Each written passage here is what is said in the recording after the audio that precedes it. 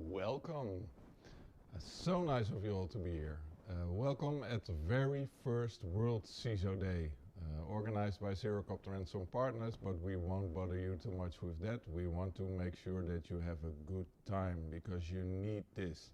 CISOs of the world, this is the day to relax and to have fun and to be with your peers and to make sure that you are recognized for the work you do and to be sure that you have an awesome time, and we hope we can give it to you.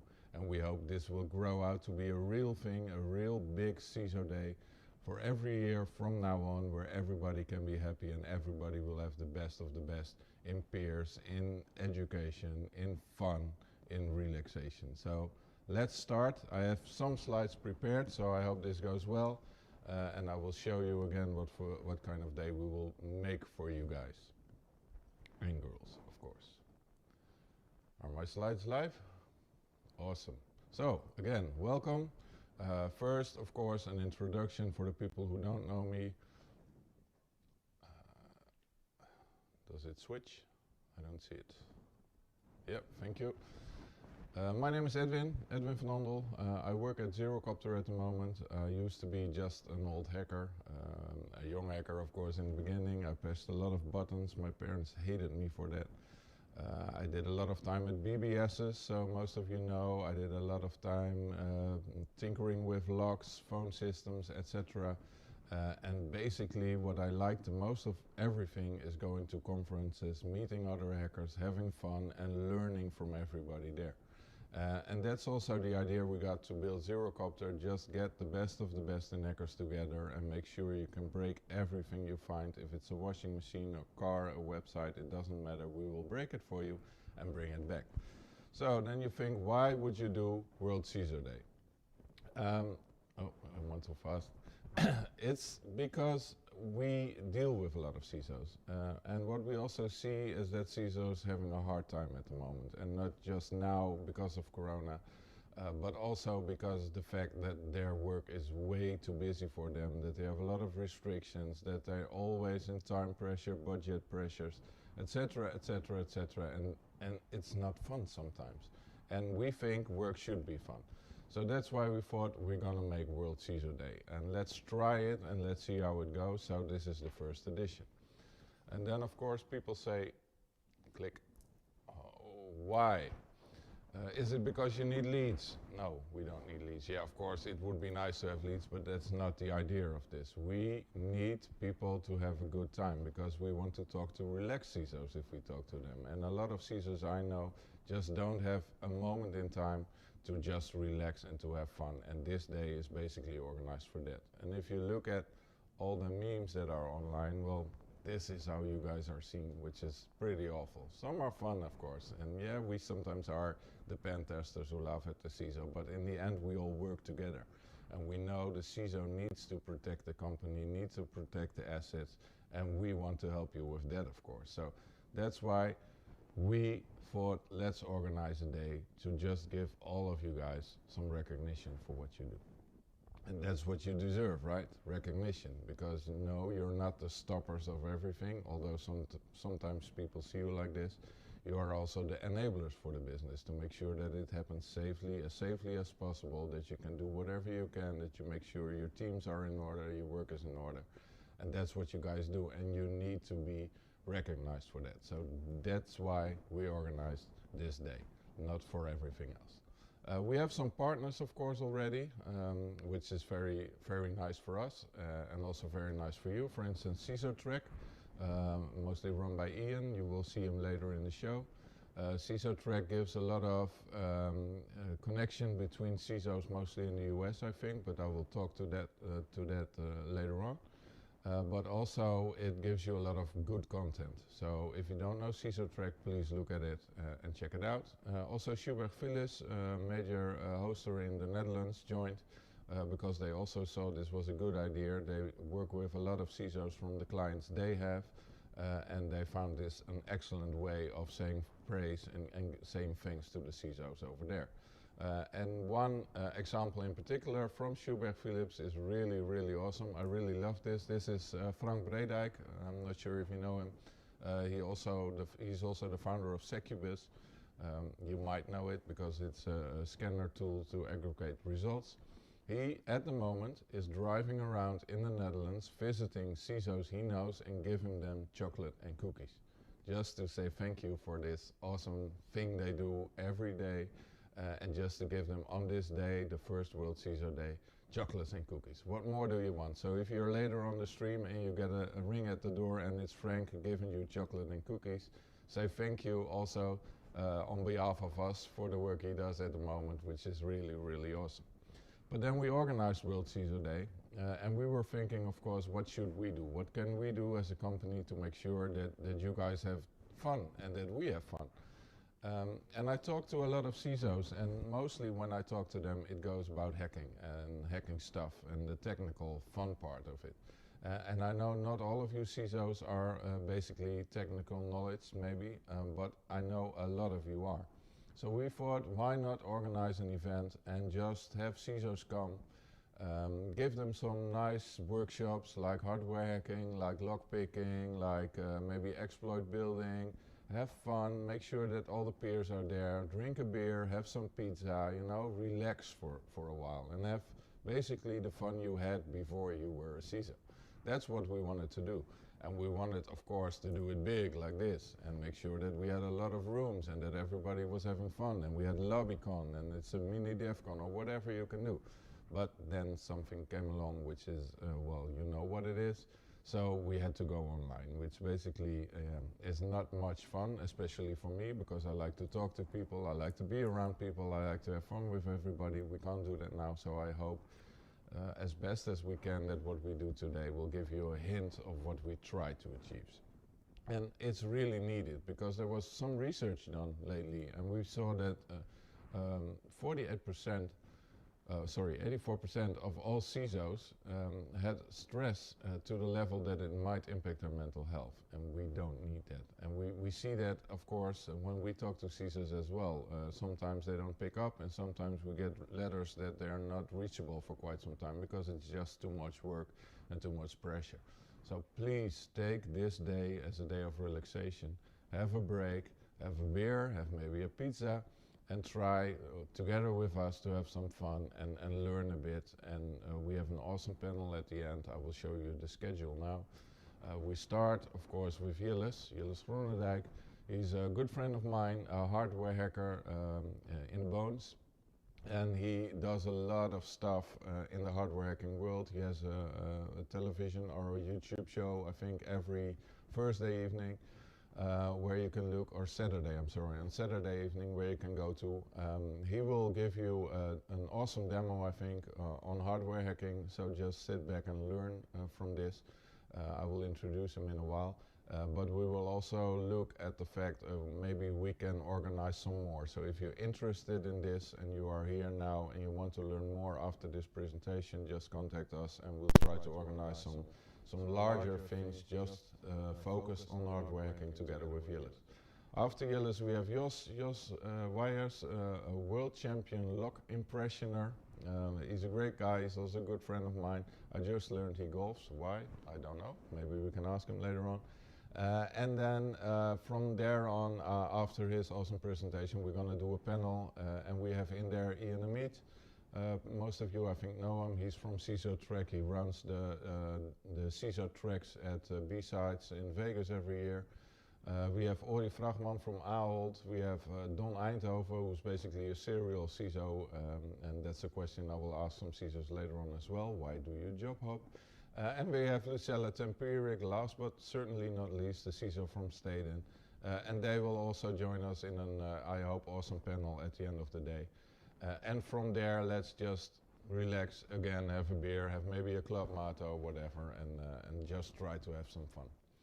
So, Jillis, hardware hacker, as I said, his passion is basically breaking everything he can find and building cool stuff from that as well. He's doing also a lot of building. He's been teaching a lot of kids hardware hacking. He's currently at Deloitte, worked in telecom before that. And during the lockdown, I said, he started streaming about technology on the Saturday evenings from 8 Amsterdam time p.m. And if you want to see that, it's really awesome. Go look at it if you have the time, because you will learn a lot. It's very relaxed. It's very starting from low level to the most advanced stuff, but in such a way that you will understand. So I think no further delays necessary. Have a great afternoon. I'm sorry. Have fun, and let's go with here. Let's try to hack all the things, and I will see you guys after that. Thank you for now.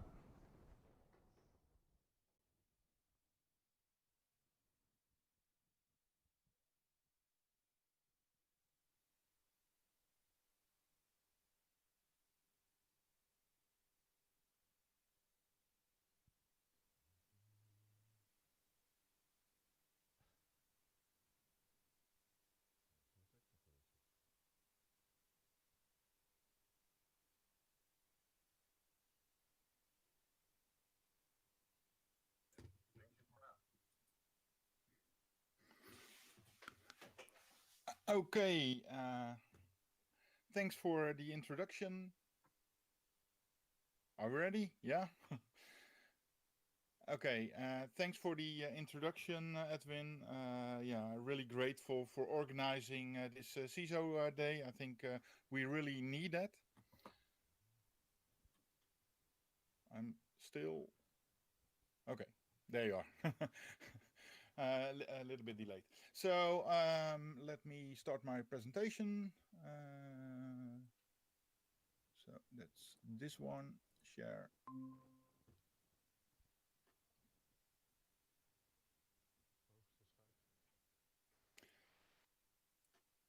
So my name is Jilles Groenendijk, and yeah, first of all, a little disclaimer: like the stuff that I learn you today is something that you need to be careful about, because there is 138 AB that will tell you that you need to go to jail for 4 years or pay a fine of 20,500 euros.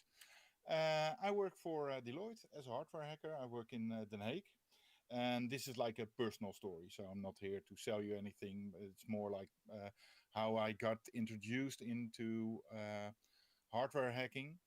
Yeah, first of all, I think you need to learn how to code. Know some languages, know how to get your way around on either Python or Linux, Bash, or whatever. Do some hardware hacking. I personally like certified secure a lot, as it's like yeah, very easy to get started on security, and yeah, start to tinker. I think it's important to tinker with hardware, and there's a lot of great opportunities. Like there's the scouting that has like kitbuilding.org, where you can buy circuit boards that you can solder together. There's hacker spaces that you can visit. Yeah, there's a lot of stuff that you can learn. I have been teaching children in elementary school, the children that needed some extra attention, children that need some more knowledge, and yeah, have been doing that for a while. The two boys in green are Jelle and Jure. Those are our twin boys. That's a few years ago. They are 18 right now, and one of them, Jure, is actually yeah. Um, Going with me to all the security conferences, and there's even like a small documentary about what he does. He hacked his school, but not just breaking into it, what you see a lot on the news, but this was like in a responsible way. Since he hangs out with the people in security, he does it like the responsible way. So he got approval up front, went to the school board, made some write up on what he would do and what he won't do, and he hacked yeah, printers, camera system, routers, switches, laptops, and the most epic one was like breaking into the lockers by creating his own lunchbox. It's like a 5 minute video. If you like it, you can watch it by searching for Jure and Hack on YouTube.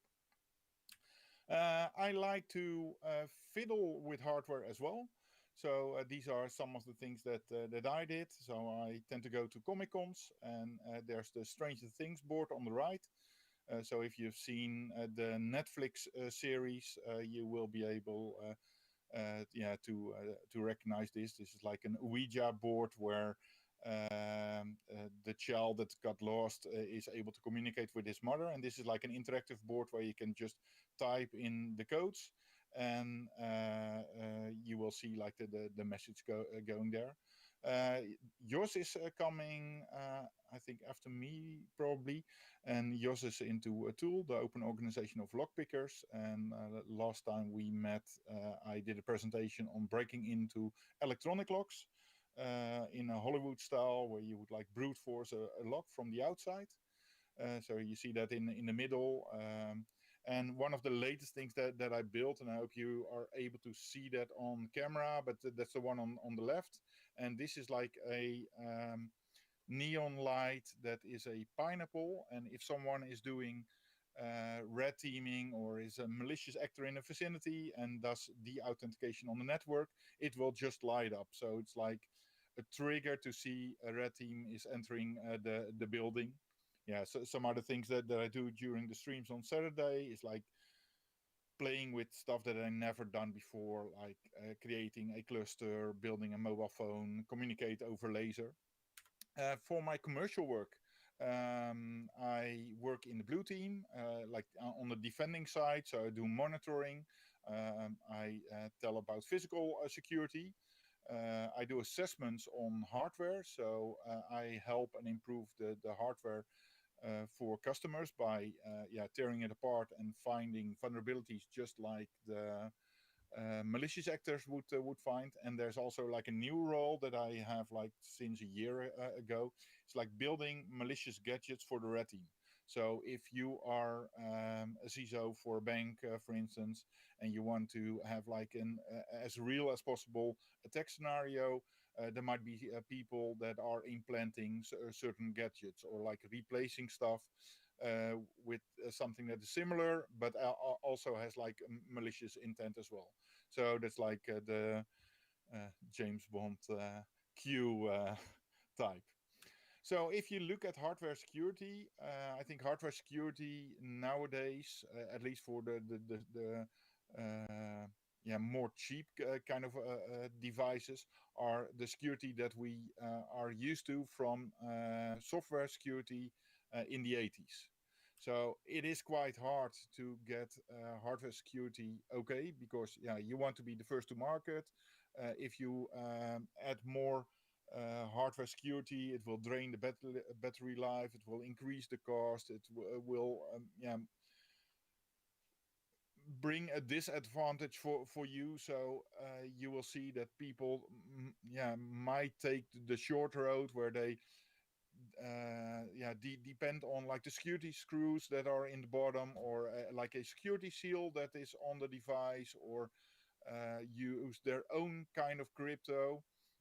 So if you have a company where you are having like a flat network environment, and you bring in this IoT device, maybe IoT light bulbs that contain maybe a Wi-Fi password to enroll themselves, and this light is broken, and you throw it in the garbage bin outside, and someone like me comes by, takes the light bulb out, tears it apart, takes the chips out, you're able to read the chip and connect to the network. So it brings a threat to your company.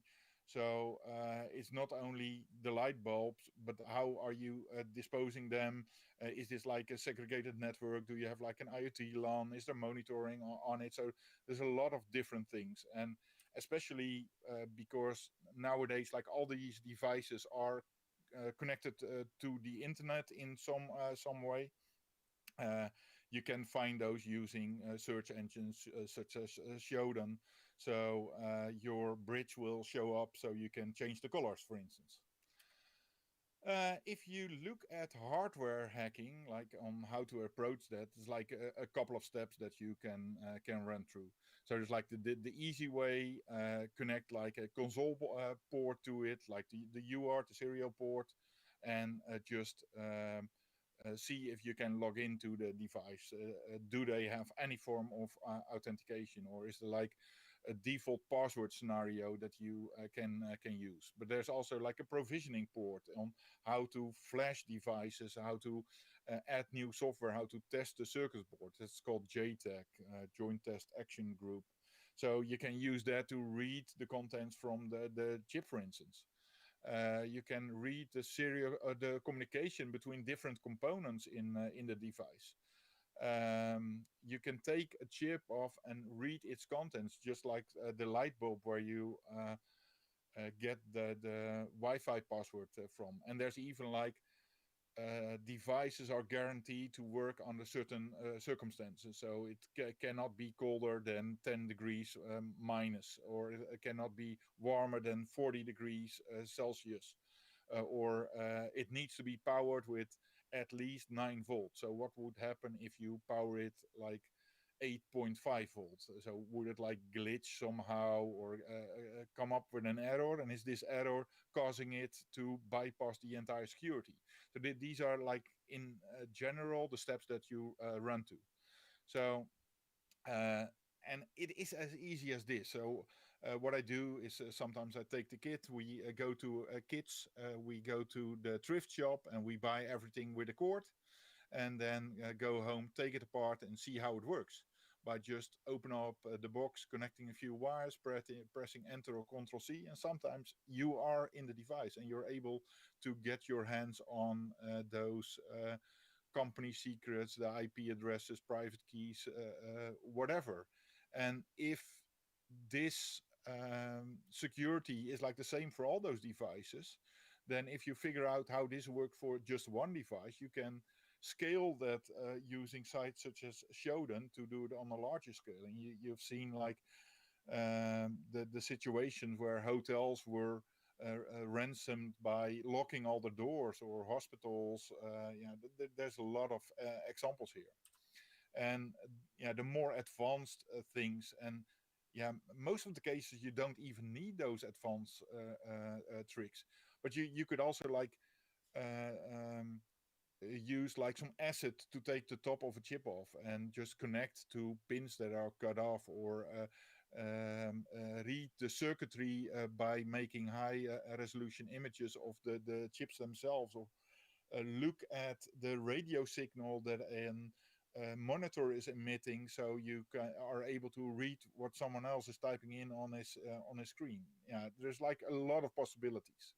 But as a hardware hacker, and I need to take a little look at the time, as this normally is a 3.5 hour workshop, and we cut it down to 45 minutes. But I do my best to make it in time. At the end of this, there's like something interactive. So I'm telling you about how this all works, and you can practice it yourself. So it becomes like an interactive challenge. So what I first do whenever I get a device is like open it up and like take pictures of the box itself, take pictures of the device itself, take pictures of the screws, unscrew it, take all the parts apart, take a look at the motherboard, zoom into the different components to document everything as elaborate as possible, so you're able to not miss any step. But like my worst enemy during these assignments is time, and there's different forms in time. So for instance, there's time as in the amount of time I get to spend on a certain project.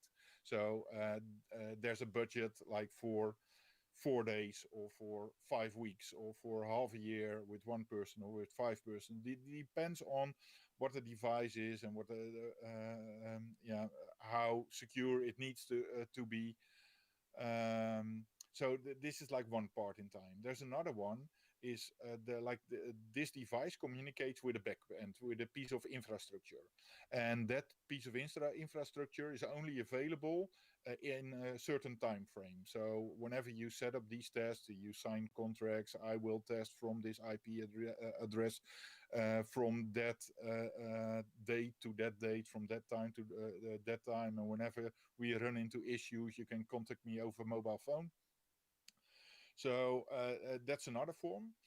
But there's one that really bothers me, That's the one where I only have like a certain time to work on it, and I'm missing like this essential piece of hardware to read chips or to connect wires to it or to read a special protocol or interface or whatever.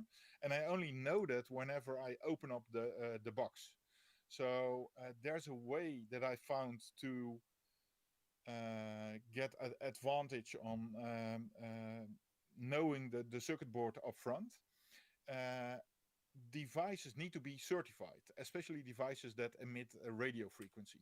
So there's a site in America or a regulator called FCC, and their site is fcc.io. So whenever you have like a device, and this is a Lego Mindstorms EV2, I believe, and if you look on the bottom, there's a sticker, and this sticker has this FCC ID on the bottom. So I can just type it in, and I will see the testing report. So the cage of Faraday where the device was tested in. I see the circuit board from all sides. I see maybe a manual. And by looking at this, I already have the advantage by seeing, oh, they use BGA chips, or they use like a certain size connector, or this uses like Z-Wave or Zigbee or whatever. So that gives me an advantage. Another thing that I do is like zoom in into these components, and I'm personally, there's like a lot of components on a circuit board. So there's antennas and there's power and there's all kind of chips. But I am interested in stuff that contains data, that contains valuable information, something where you have like storage. And I'm basically interested in every component that has at least 8 pins and comes in like those black casings. So if you zoom up close, there's like older devices like traffic lights, like industrial systems. Those still have the things on the right, EPROMs.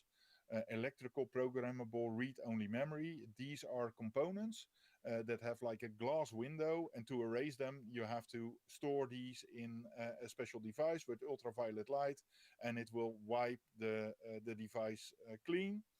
And then you can reprogram it again. So these devices are usually um, carried by an engineer, taken to a traffic light installation, and he just takes out one chip and puts in another and boots the system again, and it's like new software.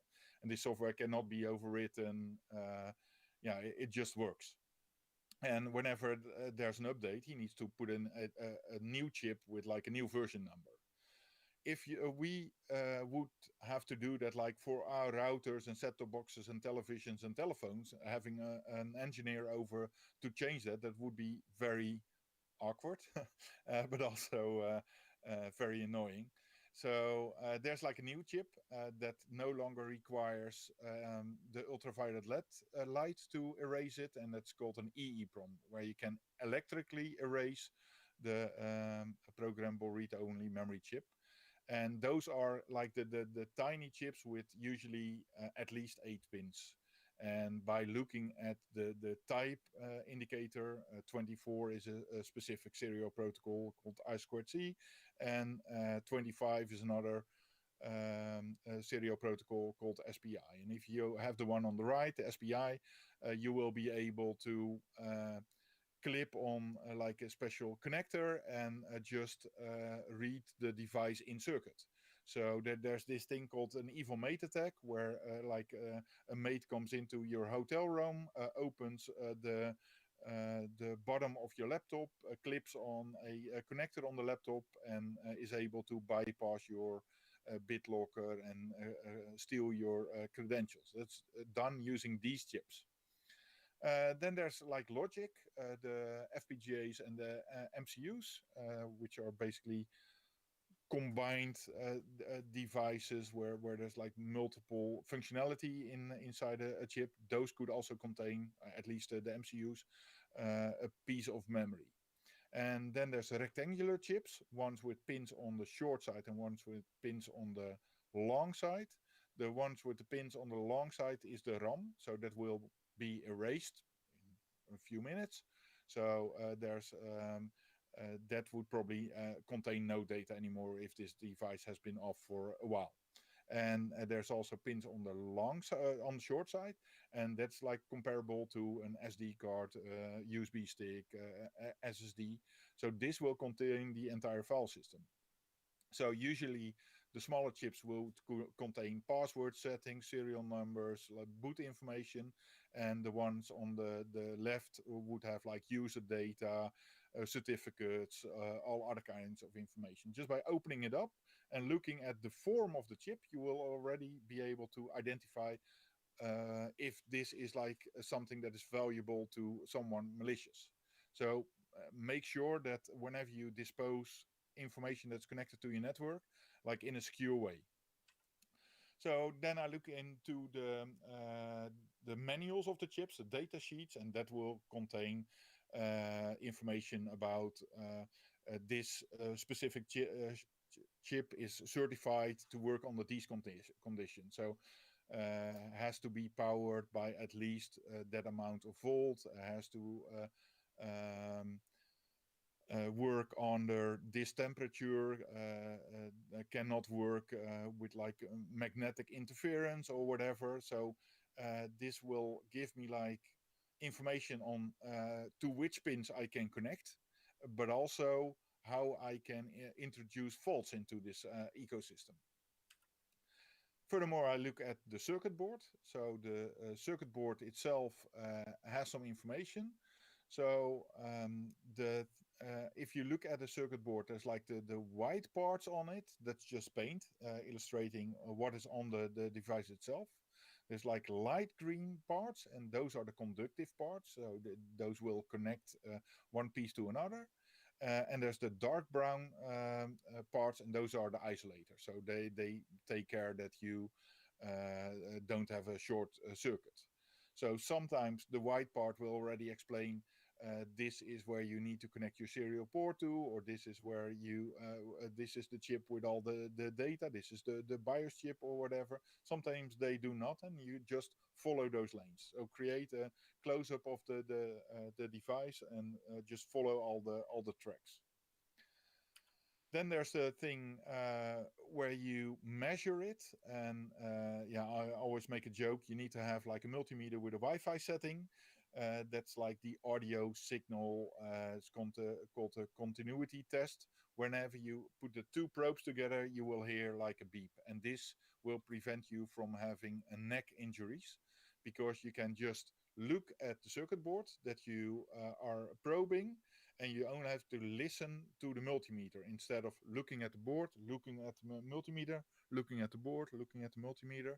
So that will really be helpful for your physics. Then you need to know what voltage the different components work. So some might work like the smaller devices, telephones, USB stick might work on 1.8 volt. Some work on 2.5.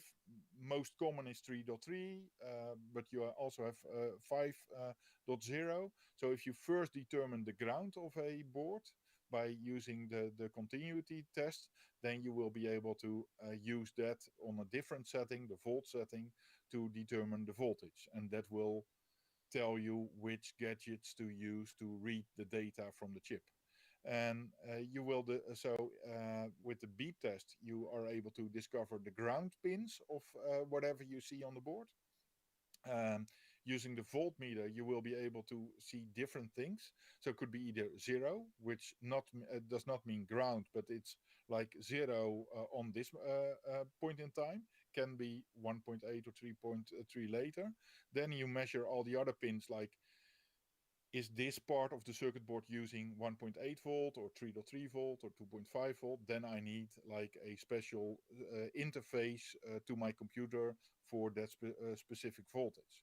But sometimes you run into a pin that has like a variable output. So it's like 1.8, 1.2, 1.8, 0, 1.8, 1.7, 1.8, and this means like there's data going over the line itself. So for me, that feels like being Neo in the subway in the Matrix, where he sees like the entire code. So without having any fancy tools, but just having a simple multimeter and like some gear that you get from the thrift shop, you are already able to get started on hardware hacking just for, yeah, I think under €10. I think I even have a sheet in this presentation on what you at least need. You could also like use a logic analyzer, which is like a voltmeter, but like for connecting to your computer, that will measure like the ones and zeros. So it does not display 3.3 volt, but just 1 and 0. And by selecting different protocols, you will be able to read the data that's actually going over the line. So looking at security, it's not like the having the fancy lock at the end and making your product secure. It should be like part of your entire product life cycle. So whenever you think about building something with hardware and software, there's like a couple of things that you need to keep in mind. It's like all kind of regulations, GDPR. Do I really need this data? Do I want to store that? Do I want to put it somewhere in a cloud environment? Whenever I'm transmitting data, is it encrypted in transit? Or if I store it, is it encrypted at rest? Or can someone just take off a chip and read the password and the user data in plain text? So yeah, that's like stuff to just bear in mind. Yeah, there's a lot of different protocols, and especially nowadays with the wireless data. Like if you have a car, then usually you had like a key, and you insert the key in the door, open the door, you insert the key uh, in the slot for the steering wheel, and you're able to ignite your car and start it. But nowadays, if you have like, maybe you don't even have a key, you have a card. If you're in the vicinity of your car and you have the special option package, your car will immediately unlock. And it does that like by having different protocols, one for only being in the vicinity of the car, and another one for being able to put your car on alarm when you're already at the shop itself. So what you see is like there's also malicious actors that will think about ways to circumvent these limitations. Like if that specific signal that is being used to unlock your car only if you're in the vicinity, are you able to extend the range of that signal by relaying it, for instance? So creating a device either with a cable or with another protocol via a cellular phone, by going to the door of a victim that maybe has its keys stored in his jacket or next to the yeah, in a cabinet in the hallway, then you might be able to pick it up from the door, but you cannot bring the car to the door. So relay the signal and bring another device to the car, so you're able to, yeah, unable to unlock the car or start the car or disable the alarm. And like recently, there was another thing that someone found using Bluetooth. So I see a lot of devices in my work, even for physical security, that use a lot of protocols. And what I found is that in itself they are secure. However, you really have to look at the way they are configured, because even though you have like the most secure version that's military encrypted to lock your door, is there like an alternative way by using this simple key to bypass this security in case you have a power failure? Or can you set it up to not use the encryption but only send over the serial number? So configuration management is also a thing where you have to look at. Yeah, and like for domotics, you have like Zigbee, Z-Wave, LoRaWAN. There's a lot of new protocols that were introduced, especially for connecting sensor networks, smart cities, connected cars. Yeah, there's a lot of stuff. I want to take you quickly through one protocol, and if you've seen one, you've probably seen them all. So I'm trying to communicate from one end to the other, um, and it's like tin can communication. So there's two tin cans, piece of cord in the middle, and if you talk on one end, you can listen on the other, and vice versa. But if you both talk or if you both listen, it won't work. So this data is being sent, and it's sent a reverse, and that has to do with the way these chips are created, putting like marbles in a fire hose and see how they come out at the other end. It's like technical story. Um, so what we are going to do is like send a new computer using Windows and PuTTY to a very old ancient PDP elf. So if you were to measure the connection to the lines, like the serial line, measuring ground and TX, then you would see like a high pin. So that's 3.3 volt or 5 volt. So as soon as it starts, it takes the pin low. So now my communication starts. It will communicate the data over the line. So these are the ones and zeros that you need to have an S at the other end. And there's like one thing we nowadays we don't use that anymore, but I think it's still fun to introduce it. Is the parity, and the parity is like a checksum, not per file but per character. So you can set this. Nowadays we usually do a none, but you can also set it to odd or to even, where it adds up the number of ones or the numbers or of zeros, and it needs to be a certain value to match, and otherwise it will bring up an error. And there's also two other ways where you can set this bit to always be one to a one or to a zero, and that has to do by using a protocol to interface between computers, where one end is like a new one that has 8 bits and the other one has 7 bits, and you can force it into one or the other. So like just a trick to be able to interface different type of machines. Then there's the number of stop bits, and this is like the uttering between words, the spaces. And these can be 1 or 2 or even 1.5. And why 1.5? Because there's no fixed moment in time where a bit starts or a bit stops. So there's only a duration per pulse, and there's a moment where it goes from idle high to low. So this could be 1.333 for all I care, because it starts whenever the data is pulled low, just like this. So already told TX, so transmit does not work. RX does not work. So you need to like cross the cables. And there's some other things that you run into. So these Edwin already talked about modems.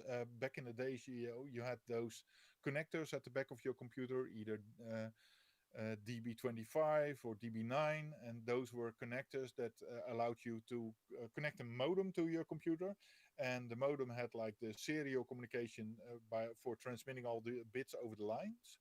But sometimes the computer could not cope with the speed of the modem, or the other way around, modem could not cope with the speed of the computer. So there's like this flagging system that tells one device you need to stall and you can continue.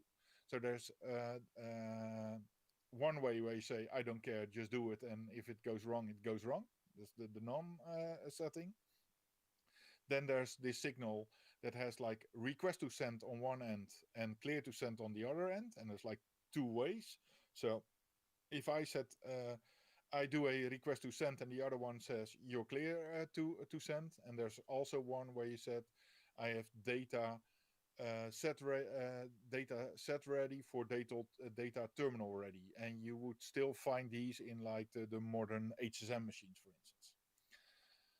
And there's a third one, or fourth one if you count none as well, which is X on, X off. And X on, X off is actually a pause character in the ASCII font. So if you do an Alt 19 or Alt 17, your serial communication will pause or will resume. So if you are sending data over the line that is not readable because the speed that you set up, and you need to set up a speed because there's no clock signal in this data, becomes garbled, like typing a binary file, for instance, on your screen that creates all kinds of gibberish on your screen, then there might be such a x off character included in that communication, which will stall your communication. So if you're doing hardware hacking, usually you only use 3 pins. Turn off the x on, x off. You don't need this for this challenge, but yeah, that's like a pointer for uh, getting your hands dirty on the hardware hacking. So the way these baud rates, so these speeds that you communicate work, is like there's a crystal inside, which is 1.8 megahertz, 1.8432 actually, and that if you divide that value into different with different dividers, you will see like 28K8. And maybe some of you still remember the modems in that time, or 38K4, or 9600, or like the first analog modems were 1275, like for Viditel. It's like a long way ago. So these values are created because we're using this component and we're dividing like the speed to come up with it. It is holiday season, and if you're still looking for presents or want to spend money, this is like a page that you might want to take a picture of. So if you're searching for, I think, hardware hacking toolkit and GitHub, you come up with a YaDoc666 page, which is like a 600, 700 page PDF that will contain like all the gadgets that you can find for usually red teaming kind of activities, but also for doing testing and monitoring, and small Raspberry Pis, little USB hubs that you can hide inside a cable. There's a lot of cool stuff in there. So if you're really into like geeky gadgets, you might want to get your hands on this one. I have a list of stuff that I carry around. I have a box. I don't know if you are able to see this, but this is like the box that I have that will include everything that I need to do on the road hacking. So this will include a soldering iron, a multimeter, a logic analyzer, an oscilloscope, whatever. So if I'm on a plant, an industrial plant, I will be able to hack it using this kit. And this is a Twitter feed where I shared the stuff that's in this box. So if you want to know, that's like the unrolled thread with all the Twitter handles in there. And you need like 15 euros to get started. And then you have like a multimeter, an FTDI, which is the device that allows your computer to communicate with the device itself. So that translates the signal from a PC to a router, a switch, a smart bulb, or whatever. And then there's these special connectors, DuPont cables they are called, that allow you to make easy connections from one to another. And sometimes it's easy to just clip on using crocodile clamps. This is where the fun starts. So I just rattle away for 40 minutes. So take a picture of this screen, as this will contain the URL that you need to go to the CTF page. So if you go to https://portal.hackathon.org, you're able to register with an invite code. And your invite code is in uppercase HW2020 CISO. So if you type that in, then your session will be started, and you will be handed a random device. So this would be the same as if you were connecting to something that you got from the thrift shop. And you first need to figure out the baud rate, because you're not able to read it before you know the baud rate. So there's some baud rates in this page already. So if you don't know them by head, these are things that you can use. And then there's like these flaws that I see on a regular basis where people are still using default passwords. And there's like cert.net that shares already a lot of devices and their passwords and their version number. So it's cool to go that thread. And at the end, there's like a crypto challenge where you need to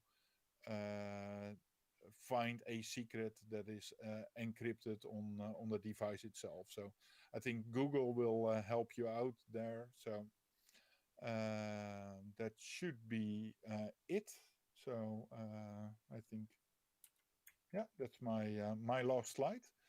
So if you already want to get started and maybe need some help on this, have one of the people from Zerocopter reach out to me. You can find me on Twitter on Jilles_com. My email address is jilles@jilles.com. So that's another way to contact me if you get stuck on these challenges. I think they're open for today only. But yeah, you will be able to get a feeling on whenever you get a connection to the hardware itself. So yeah, normally I would have brought hardware so you could fiddle with the hardware yourself. But now we have to do it like virtual. But yeah, this at least gives you the experience of doing this yourself. So that's it from my side, and I even made it in 42 minutes. So.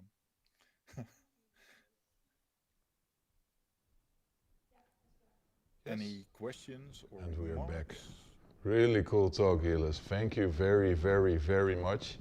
And I'm sure that a lot of people will check out your CTF. I will play it as well. I'm not sure if I can do it today, but I will do it. And let's see how far I can get.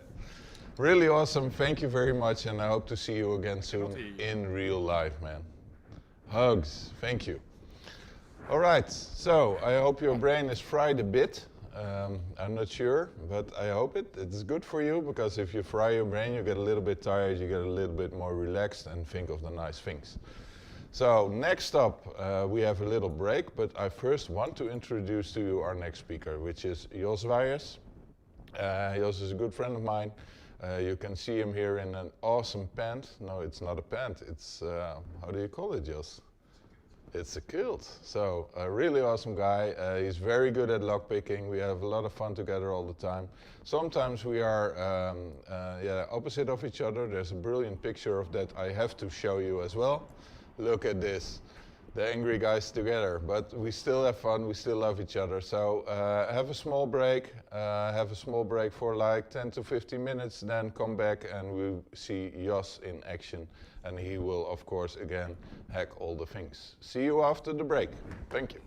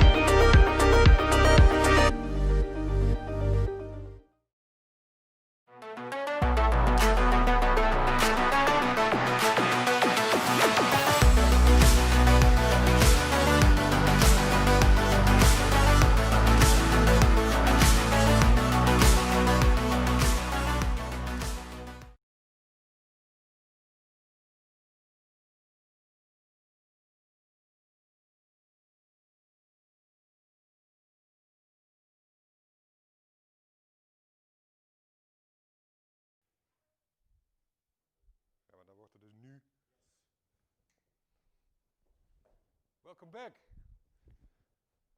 I'm not Edwin, I didn't change my hair. My name is Jos Weijers.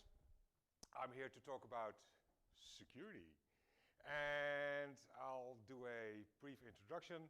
I'm a member of Hack42, which is a hackerspace. And if you're not familiar with the concept of a hackerspace, that's basically a clubhouse for nerds, where we do stuff. And that's quite vague, and that's supposed to be vague, not because we want to be vague, but you can do basically anything you want to. So we use our hackerspace as normal people used to use their shed. So you do stuff. And I'm the mastermind behind the Beehive 4.2 Tech Campus. That was an initiative to buy this awesome piece of real estate, to turn that into an actual European hacker hub. But then the government decided that we don't really have any cyber problems, we just have a housing shortage. I'm also a member of TOOL. TOOL stands for the Open Organization of Lockpickers. That's a sports group that opens locks. So we open lock as a sport. So we don't use force, mostly we don't use keys. And we open those, and there are competitions and ongoing championships, stuff like that. And because it kind of can sound a bit shady that you're opening locks, it must be criminal. In order to stay out of trouble, you have to abide to 3 very simple rules. Rule number 1, only pick lock that you own. And if you happen to not own the lock, then you need explicit permission from the actual owner that you're allowed to pick it. And number 3 rule is try to refrain from picking locks that you rely on. Because if you start practicing on your front door or your server room door or your car, at some point you will fail, and then that lock will fail. And that will either fail in a closed state or in an open state. So you can't lock your door anymore, or you are unable to get out.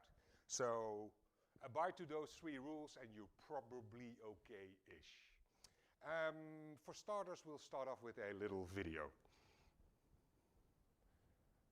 Zit hier geluid bij?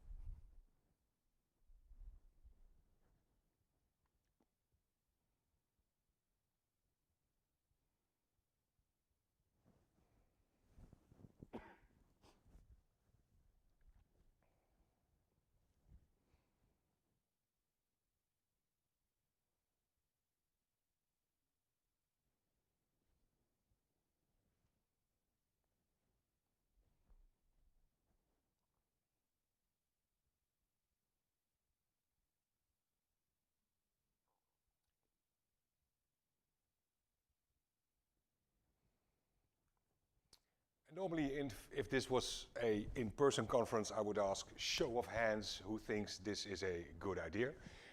That's going to be a little, somebody thinks it's a good idea in the studio. I think it's a neat idea and an interesting one. I wouldn't call it a good idea. Because I don't know where you guys live, but where I live, it's easier to get hold of a locksmith than a 3D printing shop. But at some point that will change, I presume. I don't know. God knows what the world has in plans for us. What you saw is that they put a key on a turning pedestal, and then they basically scanned it from all sides, making a 3D model of that key, and then printing it is quite easy. Well, the good thing is this video has been made by a Belgian insurance company. So if your house gets looted afterwards, we at least know who's going to pay for it. But you saw that they had to look at the key from all different angles. That's because it's a Belgian firm, and Belgium is in Europe, which is not in America. And it sounds weird to say that, but the reason why I say that is if you go to a a key copy shop in Europe, you behind the guy who's doing the key copying, you see a whole wall of different keys. Because in Europe we have a wide variety of keys. In America you have basically 3 choices. That's a Yale, Yale, a Quickset, and very expensive. Those are your 3 options. And very expensive is normally really very expensive. So a normal household will only have 2 options. So there are 2 blanks that you need instead of the whole wall. And that's not for all the doors, of course, but for a very, very, very bulk part of it. And that enables you to do different stuff. This is a company that had a service where you would take one single picture of your key, mail that picture to them with your home address, and they mail you a physical key to your home address. And that costs you a $5. I would personally not use my home address for that service, but the idea is quite neat. So what they did, they also wrote some software to figure out what the bidding is and also what your key brand is. Because the only way they can see that is by looking at the side of it, how the grooves work.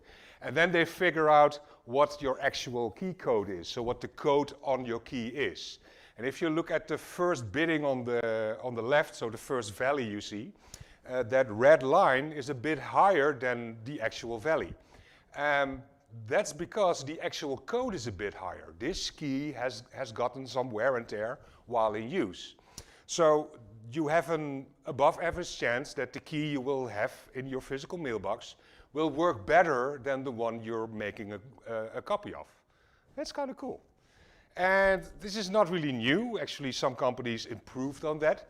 This is Outbox, and what Outbox did, that was an outfit in Washington, I think? No, Manhattan.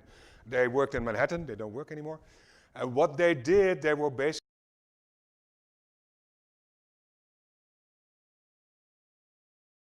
comes at your home, opens some doors or leaflets or whatever, and takes your physical mail. So your postal mail. They take it with them, they take it to their offices and they scan it and they email you that mail. So even if you're not at home, you can read the physical spam that ended up in your mailbox. And for that, of course, they need to have access to your physical mailbox, which can be inside a door, behind a fence. And even they said, well, just snap pictures of your keys and send them to us, and then we'll make the stuff happen. They didn't want you to send pictures of your front door, but that being America, that has probably some legal implications because, well, they have a person walking in your front door. And of course they have guns, America. So we're taking pictures of key, and apparently that's enough to make a copy of that key. That's new, isn't it? Well, it's not really new. This is some research that's been done quite some time ago by MIT, I believe.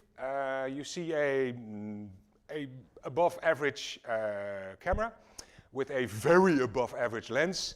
And if you have a big zoom lens, you can make big zoom pictures. On the left, you see a terrace. On the terrace, there's a table. On the table, there's a book. On that book, there's a key. That's quite a good book, actually. And in the insert, you can see the zoom that the zoom lens actually produces. If you now look at that key ring, and let's take a look at the part on the right.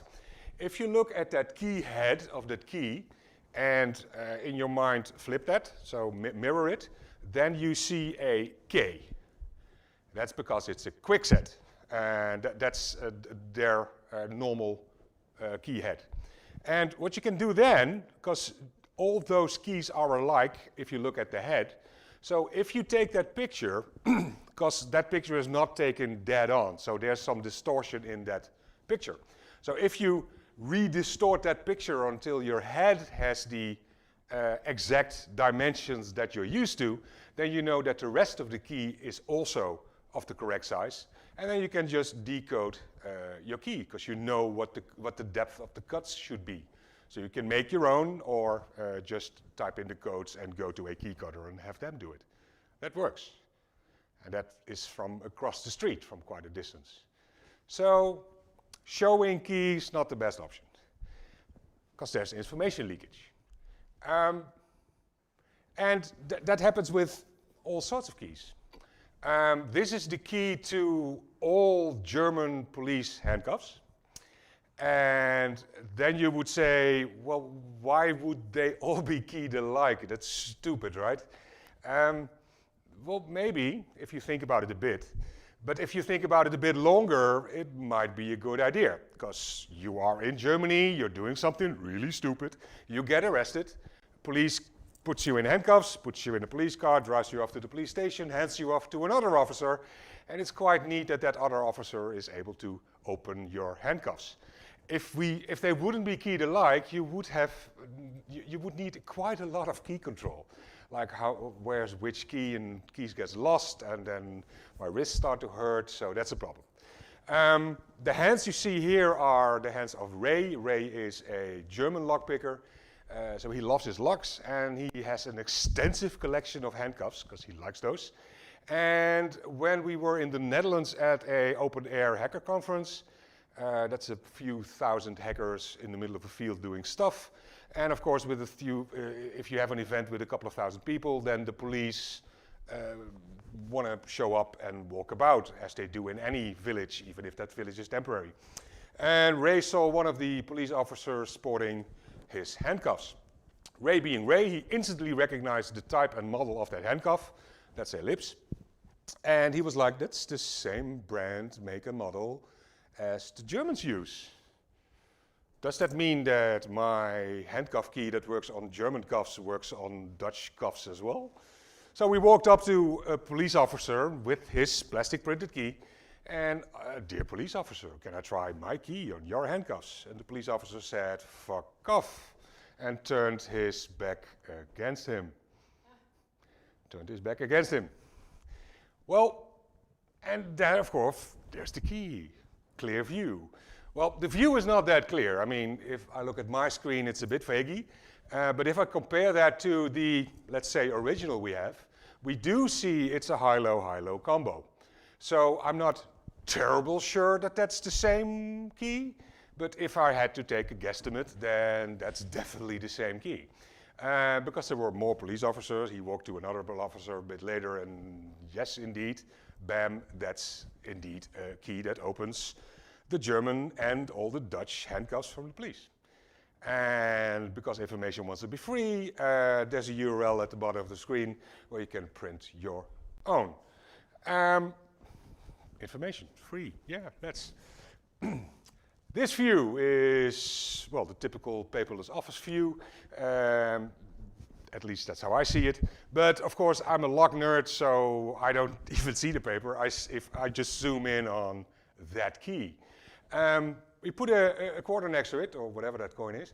A round coin that we know the dimensions of. Because what you can do then, if you take a picture of a coin together with the key, as long as they're in the same plane, if I print that out, the same as with the QuickSet key, I can change it and make it bigger and alter it until that coin is absolutely round and the correct size, right? Easy peasy. What we can do then, if we know it's a crap lock, we can put a sheet of metal behind that picture and cut at the corners. Just cut it out, just embrace your kindergarten child, and then you end up with a piece of metal that's vaguely the shape of the key that you just found. And with some luck, and if you have a shitty luck, then that luck is better, then you'll have an open lock. And the fun is, shitty locks are very often found on cabinet locks, and the actual good keys to the vault, let's say, those are mostly in the top drawer of these. So yeah, figure out where your bad locks are. Talking about bad locks, I'm not shitting on Samsonite, it's not their fault. This is a picture of a lock. Well, that's actually not true. This is a picture of two locks. There's one lock, that's the number lock with the numbers at the bottom. That's yours, you pay for that. Actually, you paid for the other lock as well, but that's not yours. That's clearly stamped, not in your name, but that has a TSA stamp on it. That means that lock is owned by the TSA, which is basically Border Patrol in America. Because what used to happen at some point, some planes went into buildings, and especially after that point, the Border Patrol at, well, everywhere, but we're talking about America now, they wanted to be very sure that you didn't have bad stuff in your luggage, which kind of makes sense. So they want to be able to look into your luggage if you fly, even if you're not there. That turned out to be a bad thing for people who locked their luggage, because those locks got cut, and that was a bad thing. So people figured out that what if we make a couple of locks that we give the government access to. So an actual backdoor access. At this point it's the front door because it's clearly plain visible. But there are some parallels with crypto definitely here. So you give the government some keys that open all the luggage. Of course, there are a lot of government employees who need those locks, who need those keys, and of course it's also a matter of time before a reporter walks in an airport asking how does this work with luggage, and someone will sport all their keys like so. Yeah, so now we have the keys as well. It's also not helpful that with some poking around at their external website, some internal pages from their website are also visible, and this picture popped up. This is the complete key ring of all the TSA keys, which means that if you print this out, you can open all the luggage. And, well, of course, we have a picture now, and we don't have a coin next to it, so we don't know how big it is. That's actually not true, because you can buy those locks, not the keys, but the locks. So you know how big the keyway is that this pic is supposed to go in. So you could scale it to that, and then you're done. And if you're too lazy to that and want to have a 3D printer, there's a URL again, you know, because, well, information, free, all the things. So yeah, showing a key, it's not the best idea. This is a story that ran also post 9/11, mind you, and the article states that these keys, you could buy a key for not that much money, $29, I think it says there. It's kind of tiny, you can't see. And that key was the master key to all New York City subway station. A master key means it opens all the things. So it's not just I can get in for free and can ride the train without paying for it. No, you can make sure the train doesn't run, because you also have access to all the service cabinets and technical rooms and any door you can think of in a subway station. All the doors open with the investment of a couple of dollars. And of course, this being and New York and post 9/11, the whole article is like, terrorists. If terrorists can get their hand on this key, we're in trouble. If terrorists can get a hand on this key, this key, this key. So by running the story, they basically giving access to the key out to the bad people. And just in case this picture is not clear enough to actually run a copy of, they also put it on a, they made a clear view on it on a thing with a known grid. So if you have to figure out the sizing chart, this is easy peasy. That should be doable. This happened quite some years ago, and I give this talk every now and then. And at some point I got the question, and then what? Did they change all the locks? What did they do? Was their security actually compromised, and what did they do to mitigate it? And my answer is, I don't know. Because, well, there are a few things. I don't live in New York, thank God. And there are the 3 rules. So I don't have this key, yeah. But even if I had it, I can't test it, because I don't own a subway station, as far as I know. I probably don't get permission to actually try that out on their locks. And well, it's definitely a lock in use. So there's no way for me to assess if that key still works on that lock, unless reporters rerun stories. So a couple of years later, because news reports are very often recycles. You have a news thing, and then it dies out, and all of a sudden it's exactly the same story as news again. That happens here. The price went down, so we're a couple of years later. But again, there's a key that can open all the things of the New York substations, which is a problem, of course. And of course, the only way to run that story is to print the actual key on the quarter size paper, newspaper size. That's just mind-boggling.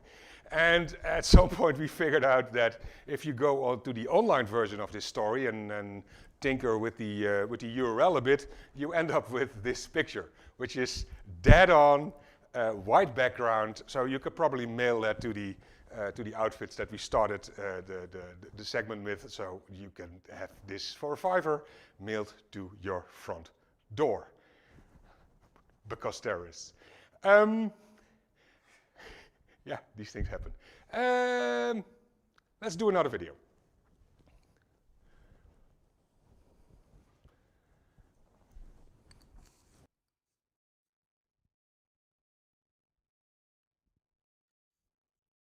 It is a remnant from back in the day when all gas station pumps were made with the same lock to make it easier for inspections and maintenance.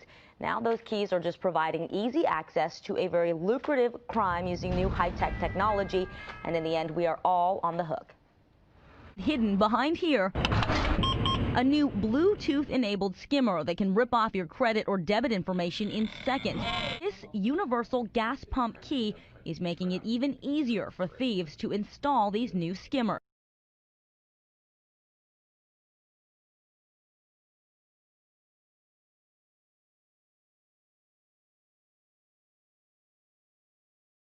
That's a weird story. Well, it's not actually that weird, because if you have a box that you put your credit card and your PIN code in, which is basically money, and then you want it kind of secured. If you go to an ATM machine, you want that ATM to be original. If you look at skimmers, so people that want to have your credit card details and your PIN code, they normally have to make very nicely crafted plastic add-ons that they put on the ATM that look like the real thing. And some of those are really nicely done. I mean, they're all evil and they should get shot, but I do have some like, ooh, nicely done. But if you happen to have the keys to that box, well, this is not an ATM, but still you put your credit card in there and your details, and well, oil comes out, which is basically money. So it is an ATM. If you have keys to that box, you can put all your crapware and your scamware and your sniffware, you can put in the box.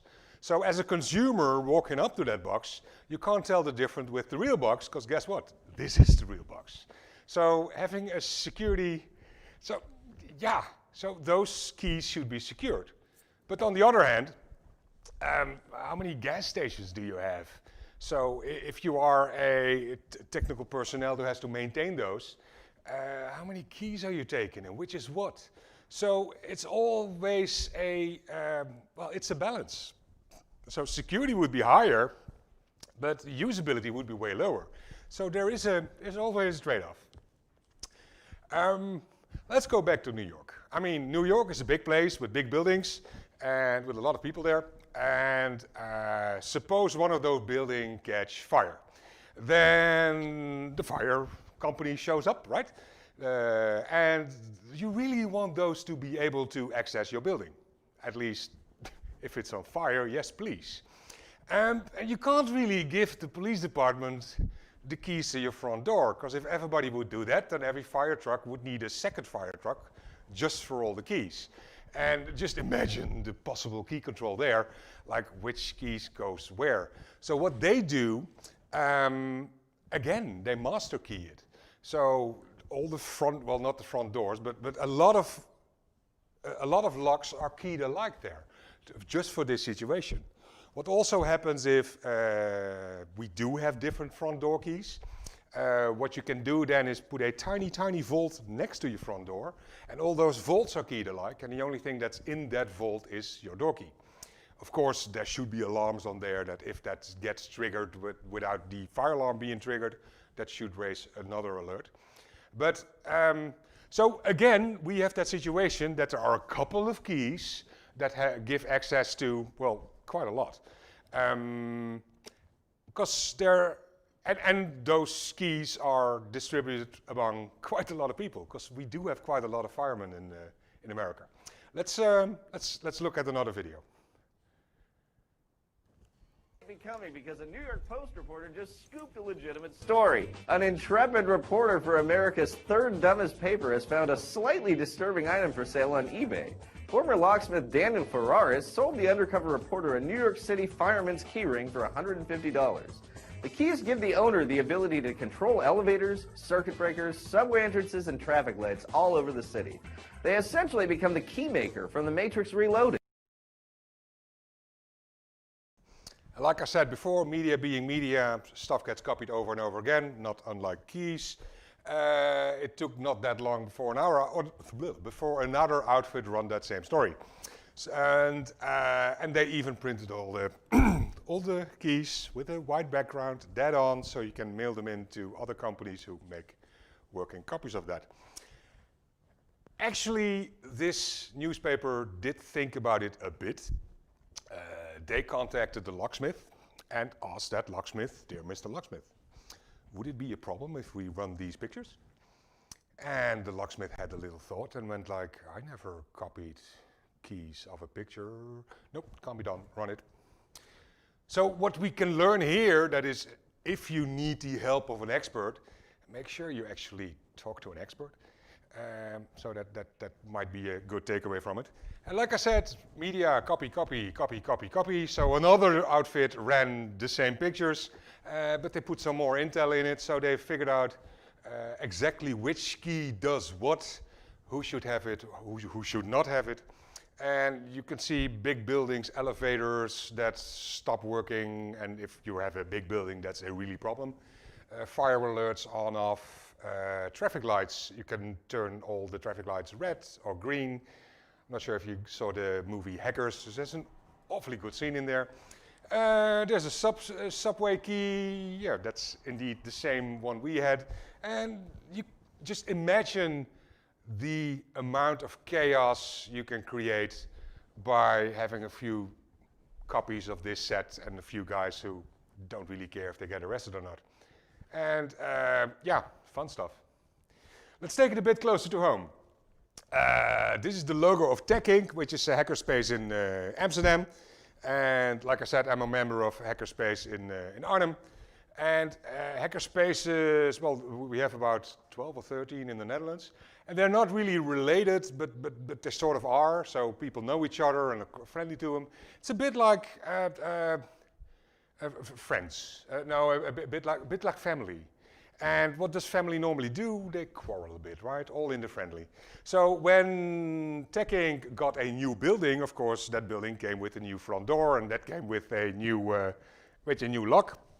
One of our members, one of our chief trolling officers, he mailed one of their members with the question: "Do you know if your lock if that's a secure lock?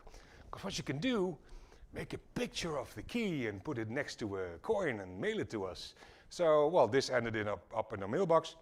And if you take a Sharpie and make an outline around that key, you end up with something like this, right? It's easy peasy.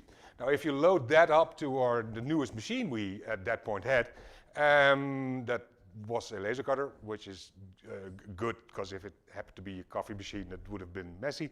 And if we run this, it'll cut out something, a piece of metal, that's vaguely the shape of that key. So not unlike the cabinet key we did with the metal behind of it. But of course, this is an actual key, because if it's just a hunk of metal that has the same outline, that's not supposed to fit into your key space. That would be stupid. And for some American locks, those have quite wide speedways, keyways that would probably work. But this is a European lock, so that probably wouldn't take. Well, we wait for the burn, and we wait for the focus, and then you end up with something like this. Well, so you have a see-through plastic shape that's fakely in the same shape as the key. That doesn't fit in your lock. But if we take that to a normal key copying thing, so on the left you see the see-through. Well, you don't see it that good because guess what? It's see-through.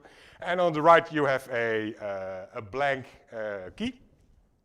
So if we do the same as the key copying guy normally does, this will end up with a working key, right? I think. I don't know. But yeah, 3 rules. It's not my lock. Didn't get permission. And it's in use. So, yeah, can't know. But as we are a hackerspace and information wants to be free, we put all of this on our public Facebook wiki. And some people really did not like that. And yeah, these things happen. The day after, we showed up with a couple of new locks and 60 copies of the key. And the key, the lock and the key they have now are way better than the one they had. So we took that out of our trolling budget. You guys have a trolling budget, right? So yeah, that was fun. And actually, all's well in the end. I even became a member of them. And then they even gave me a discount because they didn't need to give me a key. Let's do another movie. It's a bit of a weird one, but we have subtitles. There you go. Ons komen regelmatig wel e-mails van mensen die een en ander beweren, eigenaardige mails, maar ook opmerkelijke, zoals deze e-mail die we gekregen hebben. En dat gaat eigenlijk over iemand die beweert dat je heel eenvoudig met een sleuteltje de flitspalen open krijgt. Dus stel je voor, je wordt geflitst, je hebt een sleuteltje en leef je uit op de flitspaal of op de besturing van die paal. En dat je ook die slotjes heel gemakkelijk kan kopen. Ik onderzoek dat even, we zijn in Brussel en we beginnen natuurlijk bij de slotenmaker. Sleuteltjes en een cilinderslotje. Volgens de mailschrijver zit dit in de flitspaal en kan ik met die sleuteltjes de flitspaal openen. En hoeveel heeft dat gekost? Dat heeft €14,23 gekost. Als dit werkt voor €14,23, dat is opmerkelijk goedkoper dan een boete van een flits. Dit is hij dan, deze paal. Er zijn in Vlaanderen heel wat acties geweest om deze flitspalen uit te schakelen. Men heeft erop geschoten, men heeft ze in brand gestoken, men heeft ze zelfs afgekleefd. Maar eigenlijk is dat volgens onze mailschrijver allemaal niet nodig. Want het geheim van deze paal zit in deze kast. Deze robuuste kast is de aansturing, de sturing, de elektronica, de stroom van die flitspaal. Dit sleuteltje, dat je daar deze combinatie onschadelijk mee kan maken. En als... Ja, het klepje gaat hier open. De sleutel past. De deur gaat open.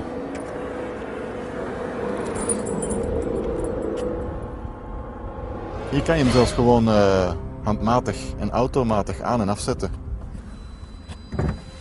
Laten we dit maar dicht doen. Terug op slot. Volledig nieuw. Dit is wraakroepend. Dit kan niet. Okay. I actually don't get this movie. Because apparently it's possible to not only get your hands on the keys of all the speed cams in Belgium, you can buy the locks. The weirdness. But yeah, see if I care. What we try to do is lift some stills of that video to figure out would that be enough info if we have a moving footage to deduce how your keys should look like. Okay, so we found this still. Maybe. Oh, that looks better. Okay, yeah. And we thought this would be the money shot. And we're talking about the key on the right. Because if you look at that key, well, you see a normal key. But if you look at the key head, if you're a lock nerd, that I happen to be, you'll recognize that head. And not unlike the quick set we saw with the video, with the picture with the really big zoom lens. By the head I can deduce what brand it is. This is a BKS. And this is basically the style sheet of a BKS. So you see exactly where the pins or where the grooves in your key should be and what the possible depth are of those cuts. And what you then do is you keep on altering between this picture and that picture. Oh, it's a bit slow. That picture, and that picture, and that picture again. And then it really doesn't like that. And then you end up with something like this. So we deduced that this would be the keys to all Belgium speed cams. And of course we can't test it out because of the rules. I don't own a speed cam. I'm pretty sure I will not get permission to actually use this formally on one of their machines. And it's kind of in use-ish. So what to do? So we bought a speed cam. And yes, this key actually fits what we presume all Belgium speed cams. So maybe we shouldn't show it, right? Okay. Okay. But so now we're talking about pictures of keys, and that's a really bad thing. But if you give me a key only for a couple of minutes, so, oh yeah, here's the keys to my car, or yes, you can clean my house or whatever. If you give out your key, you basically should consider it lost.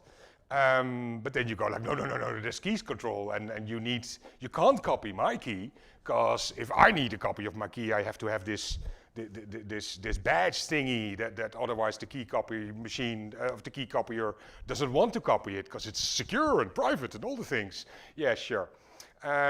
There's this box, that's an easy entry, and it's called that for a reason. It comes in a very flashy color, and it takes brass slugs like that with little smileys on it.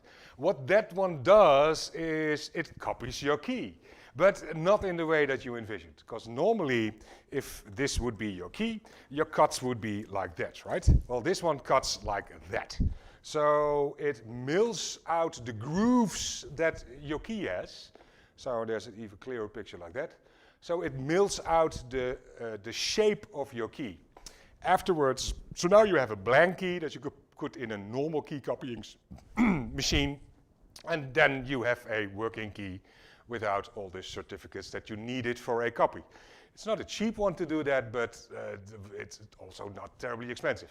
The box is a couple of grand, and the blanks are 10, 20 euros, a bit more, but yeah, doable. And then, of course, we have tin soldiers. How are these made? Well, normally I would go to the audience like, shout, shout, shout. Well, guess what? Those are casted.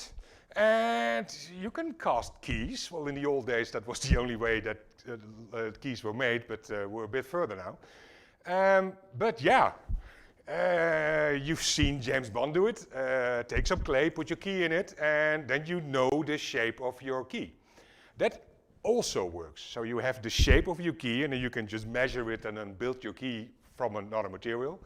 Or you can use a set like this. This is the clamp. And it comes with a piece of clay and a piece of low melting point metal. Rosewood is a big one, and wood's metal, I believe. All those metals, if you start melting those, make sure your windows are open, you have ample ventilation, because there's a lot of those things have lead in it, but or have someone else do it. And it comes with baby powder. And baby powder is very useful, because if you have wet clay and you put your key in it, the moment you take your key out, the clay will stick to it. And so you should put your clay in, then baby powder, and then your key on it, and then it will let go. And of course, it's big fun to go through customs with flasks of white powder. Then you end up with, if you then just melt your key, melt the metal and put it in there, you come up with stuff like this. And this is also a BKS. That's a dimple key from BKS. That's lost for words now. That's actually a hard key to duplicate, even if you have the actual machine to do that. But this works. And even if you put not enough metal in it so it doesn't work, if you were being careful while removing that thing out of your mold might still be intact. So you can just remelt this and then you're done again. So yeah, losing sight of your physical keys means they're lost. And if you find them afterwards, you should consider them a souvenir, not an actual working key again. Okay, so keys, using them, not showing them. Hard. This is the ID of Rob Grongrijp. He's a hacker. He's an asshole, but he's a hacker and he's good at it. And so let's see how he does stuff when there's keys about.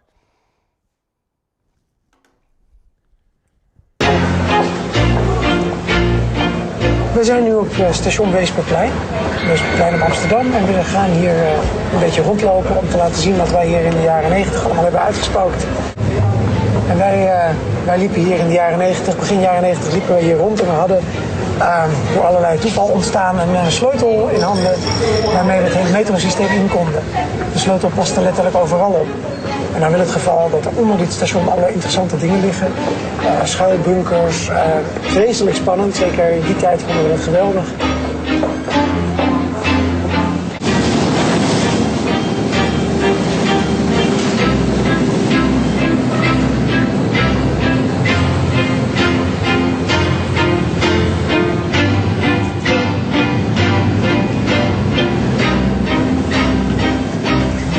Nou, nu staan we in de lift en dan ga ik dus niet op het knopje drukken, maar ik draai de magische sleutel om. Dan gaat de deur nauwkeurig dicht en dan gaan we niet naar het perron, waar we gewend zijn dat de lift heen gaat. We gaan gewoon door naar beneden. Tot we aankomen in een veel diepere ruimte. Oh kijk eens, daar is het licht. Geweldig. Fantastisch.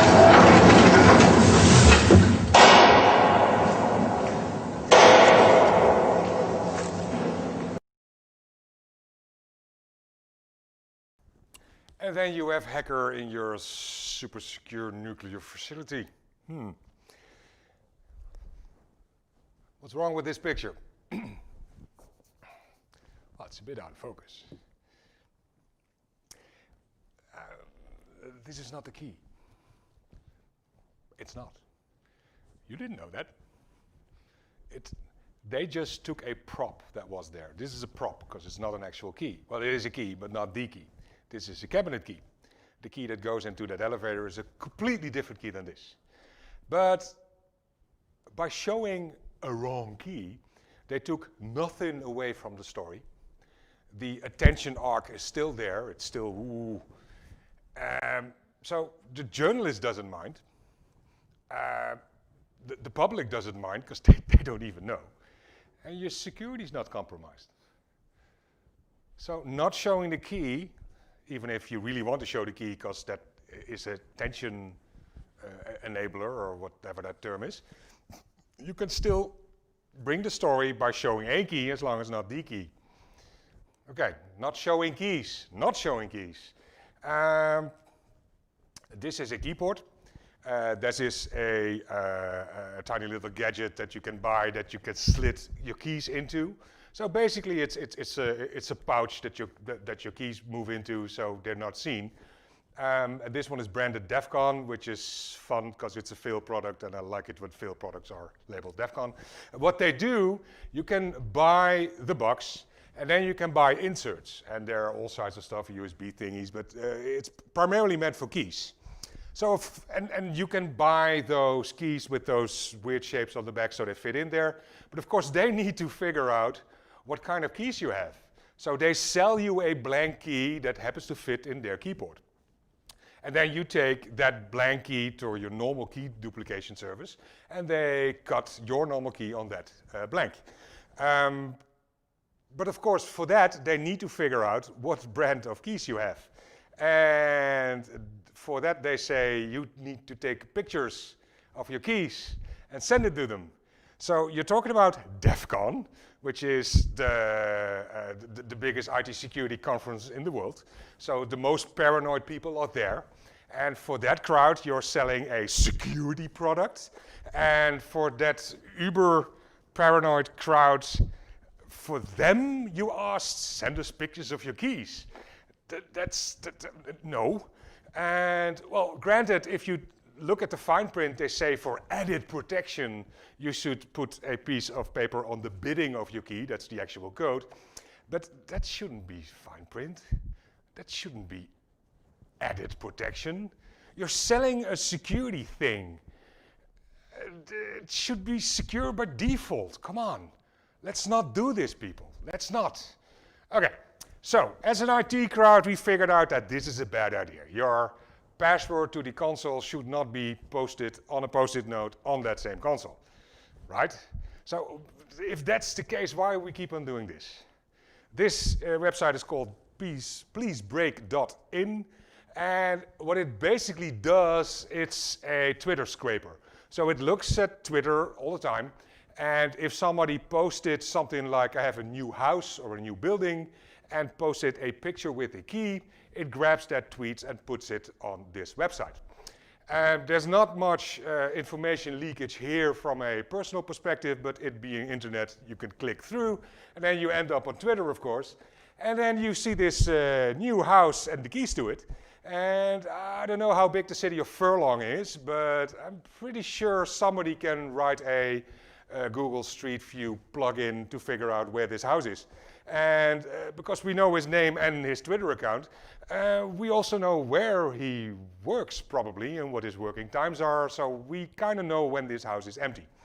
Well, it will be empty afterwards because we have the key. And because it's a very new house and it just moved in, there's probably a new TV and new stuff and God knows. Let's not do this because people are watching. Well, Twitter is meant to be watched at. That's what the service does. But yeah, I mean, cameras are everywhere. Stop doing this. Because, well, Google Glass, thank God, didn't really catch on. But still, there's cameras everywhere. If you live in a backwards country like London, there are a gazillion very high-definition cameras all around that are looking at you. So if you use your key, people might be looking at it. And we all have these tracking devices that we can take pictures with us. So there are a lot of eyes potentially prying. When I grew up, the ADM's, well, of course, then they existed also. And we were taught by a Postbus 51 commercial that if you type in your PIN code, make sure nobody's watching and shield your hand. Shield the code. So put your hand over it when you type it in. You can do stuff like that with your keys, right? Let's not show keys, because showing keys is a bad habit. This is a picture of a bad man. He's actually a killer, and I know that he's a killer because he got convicted for it, and he got put in jail for being a killer. And then he walked out of that said jail, because upon arrival on the jail facility, he was handed a handbook that every inmate got, and at the front of that handbook there was a picture of the master key of the whole facility. So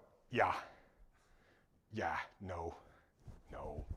So a key is basically a password to your lock. So in this case, the outside world. That's the problem. So yeah, security can be easy, and sometimes it's quite hard, but it's always quite easy to fuck it up. And that's my story. Thank you very much. I believe there were questions. Yeah, there was one question of someone who asked, do I need a print from both sides of the key? That was for the clay casting. I think Yeah, normally a clay casting set has two halves. That's why that set is called the clamp.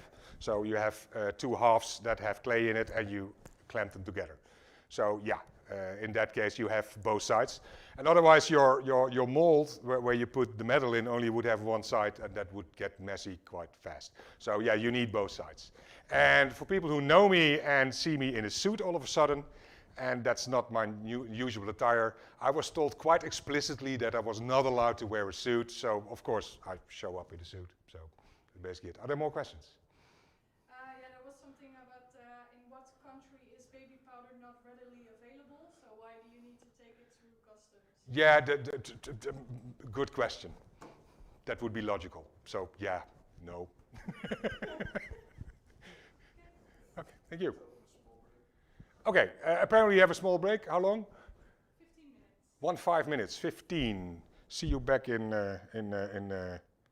10 past 4. Thank you very much. Yep.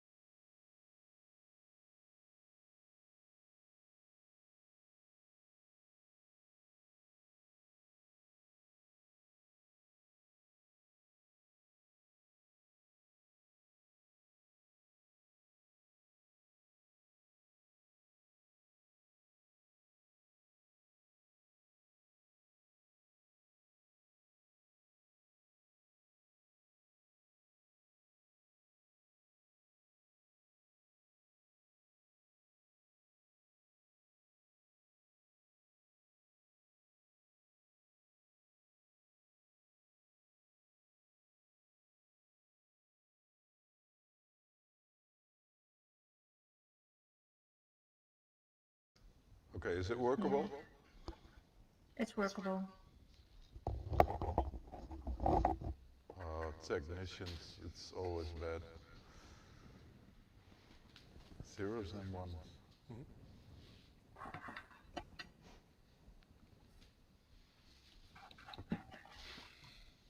Yeah, are we live? Good. Well, welcome. It's so nice to see you all. Lucella I haven't seen in a year, Ian I haven't seen in 2 years, Don I saw last year, and Ori I only, I think, ever met online. So, but great you guys are here. We also have Jos who did the talk about the lockpicking and the key stuff, so thank you very much for joining again. We started World CISO Day to help the CISOs a bit in a day of fun, relaxing, don't do too much, learn, be with your peers, beers, pizza. And it all didn't happen because of something bad. So we are doing it now but we hope to do it next year, really big, really live, and let's do something. So for starters, can you guys do a short introduction for the audience? So I will start with, of course, the lady, Lucella.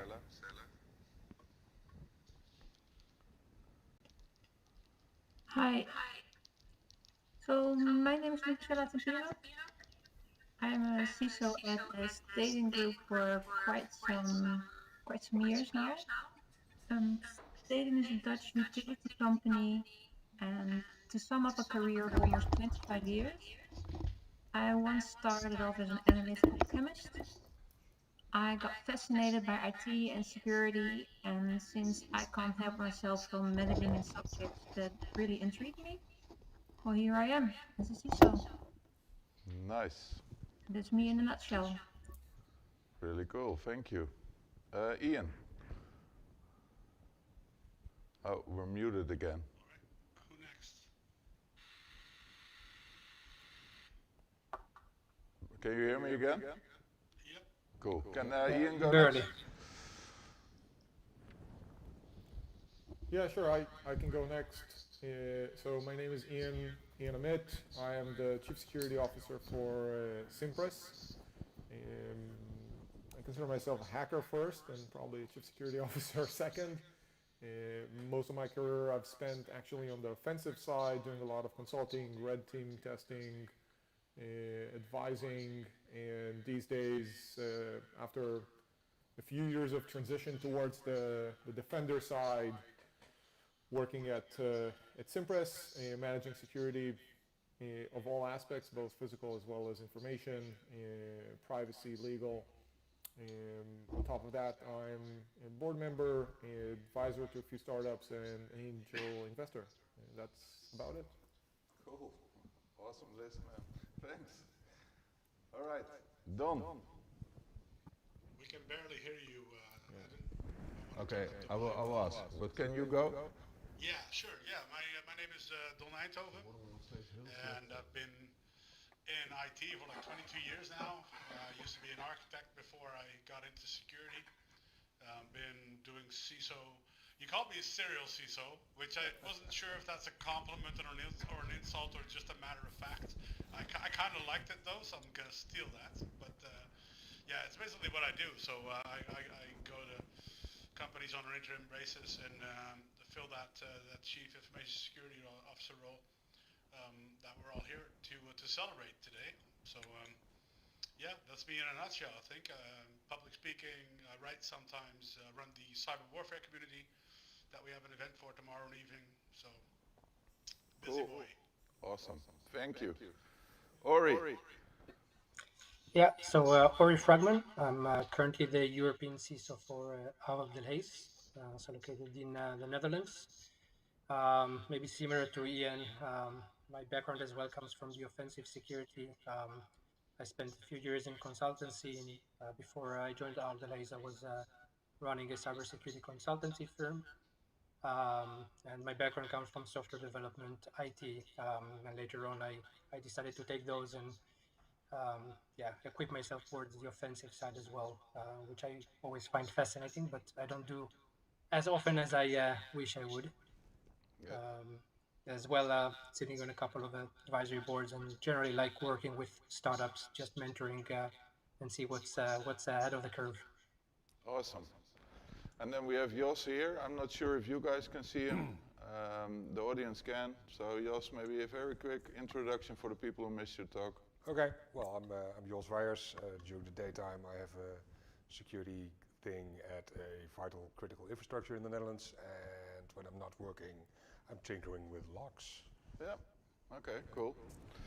So, I got some questions together. I got some fun questions and some serious questions. So, let's start with a serious one. I think still a lot of people see CISOs as the stopper of the company, which basically also is the enabler. So, question one, also from the audience, what is your daily struggle? It's a broad one. Let's start with Ori. Yeah, I would say first of all, it's my agenda. That would be my first struggle, to be honest. But then, if we dive maybe a little bit more for content, right? So we're a customer-facing company, so everything that's related to making sure that, especially during the COVID-19 situation, we're available for our customers. We keep the information safe for them, as well as the service itself. It's a crucial thing. It's not just another service nowadays, and we talk about food retail. So a lot of awareness, a lot of changes that have been made as to how the teams are operating and how our clients as well, our customers, are interacting with us. And maybe the second part of it is more about keeping my team connected. My team is spread around the globe, and as I can no longer travel and meet with them face to face, and as all of us are working from those tiny rooms of ours for most of the day, and I don't know how about you, but for me, even changing a room at home is quite a refreshing move. It's a party. And so a lot of work on the team and how we can basically stay connected, stay synced and alert in this situation. Yep. And Ian, same? I think the daily struggle for me, well, obviously it's schedule again, not surprising, but I think it's mostly balancing, on one hand, the need to cater for my constituents, my internal clients, and make sure that they're well served. At least we at Cimpress Security have transformed our organization to a very service-oriented one, so we're treating everyone as customers. So trying to make sure that everyone is indeed catered for and everything that they need is serviced correctly. The good examples from before were transitioning some of our businesses throughout COVID to fully remote, where they did not have the facilitation that other businesses had, like Zero Trust. So getting rid of VPNs and facilitating that.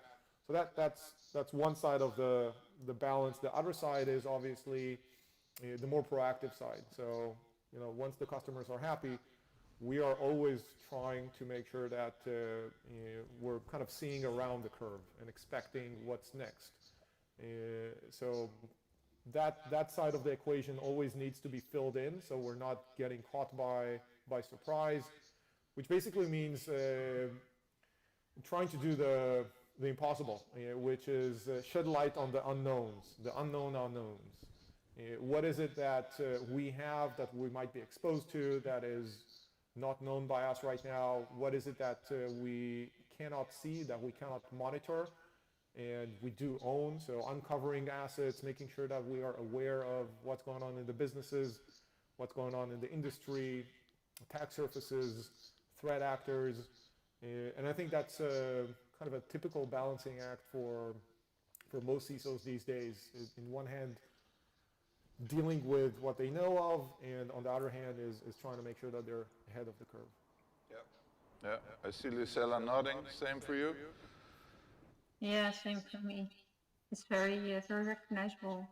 And I think one of my struggles that the other CISOs will probably recognize as well is trying to be at 1,000 places at the same time, even though it's virtual at the moment. But see, in our company, we have about 5,000 employees, right?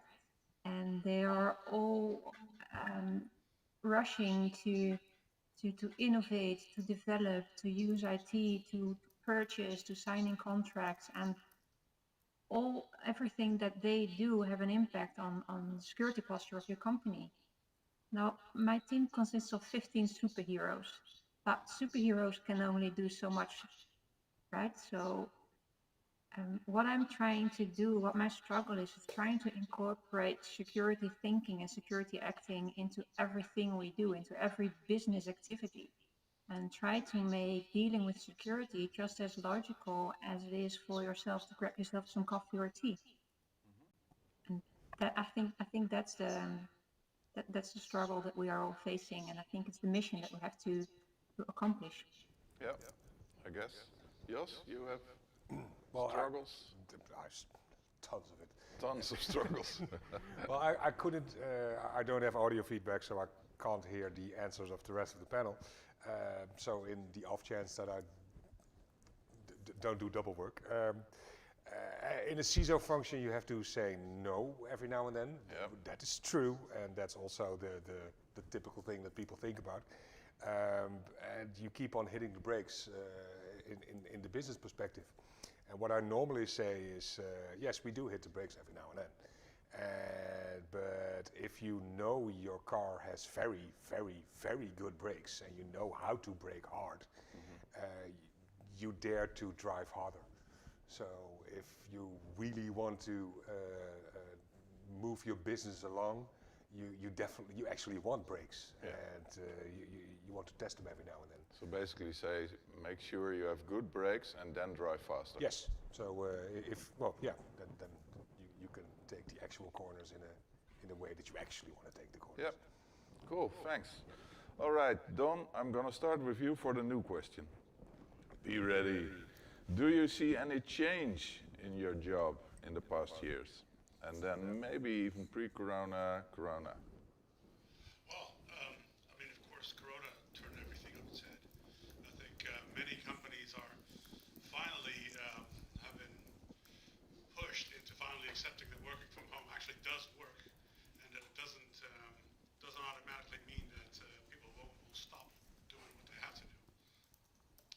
That's been a long time coming. I mean, working from home has been was an ability years ago, and now that companies are forced into letting people do that. You run into all kinds of interesting stuff doing that.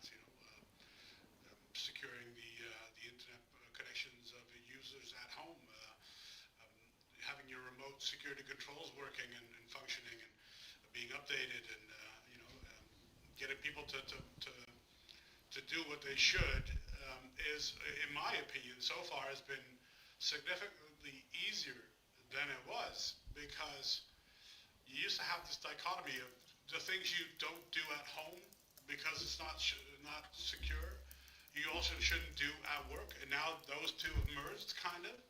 So I've been able to use this situation into making that more clear for the people that we serve. That insecure behavior is insecure behavior everywhere. So that has actually helped. So yeah, that definitely changed. For me personally, I mean, my day has become completely different, because I used to have the really long commutes of at least an hour per drive, like an hour and a half. So that saves me 2 or 3 hours a day, which I find I work more, so I'm more productive, more effective during the day. I'm also able to spend my day in a much different set of topics. So that really helps. Sure, that's not the answer you were looking for, but it's an answer. So yeah, Corona helped that. I think the security industry as a whole has not changed as much. I mean, let's be honest. We now see security controls that we would kill for 10 years ago. So there's that. That definitely helps.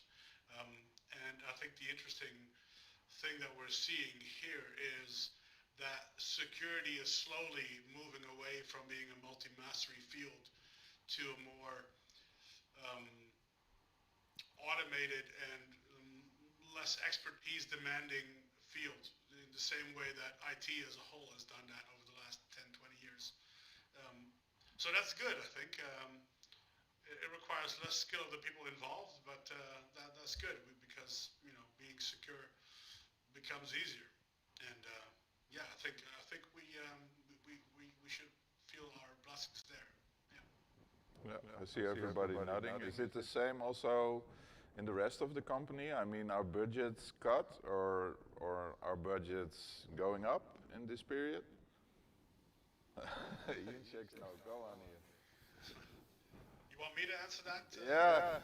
Oh, yeah. Well, for me, it really depends on what company I work for at the time. I usually have one major client at a time, and what I find is that those that have a more those that are more on the budget as a whole tend to cut security as a cost rather early in the game, which I don't obviously necessarily agree with. Larger institutions that generally have a more compliance-driven mindset, and it's more embedded in their budget. It's more spread out. More parties pick up the tab for their parts of the overall security tasks set. So I think it really depends on the company that you work for, and in that regard, it's nothing special, really, nothing new. Okay. Ian, I was going to you. Same view. Yeah, I can probably attest that from my perspective, the budgets haven't really changed over the past year or so. So even throughout the pandemic, we didn't see a dip or an increase to a significant degree in the budget.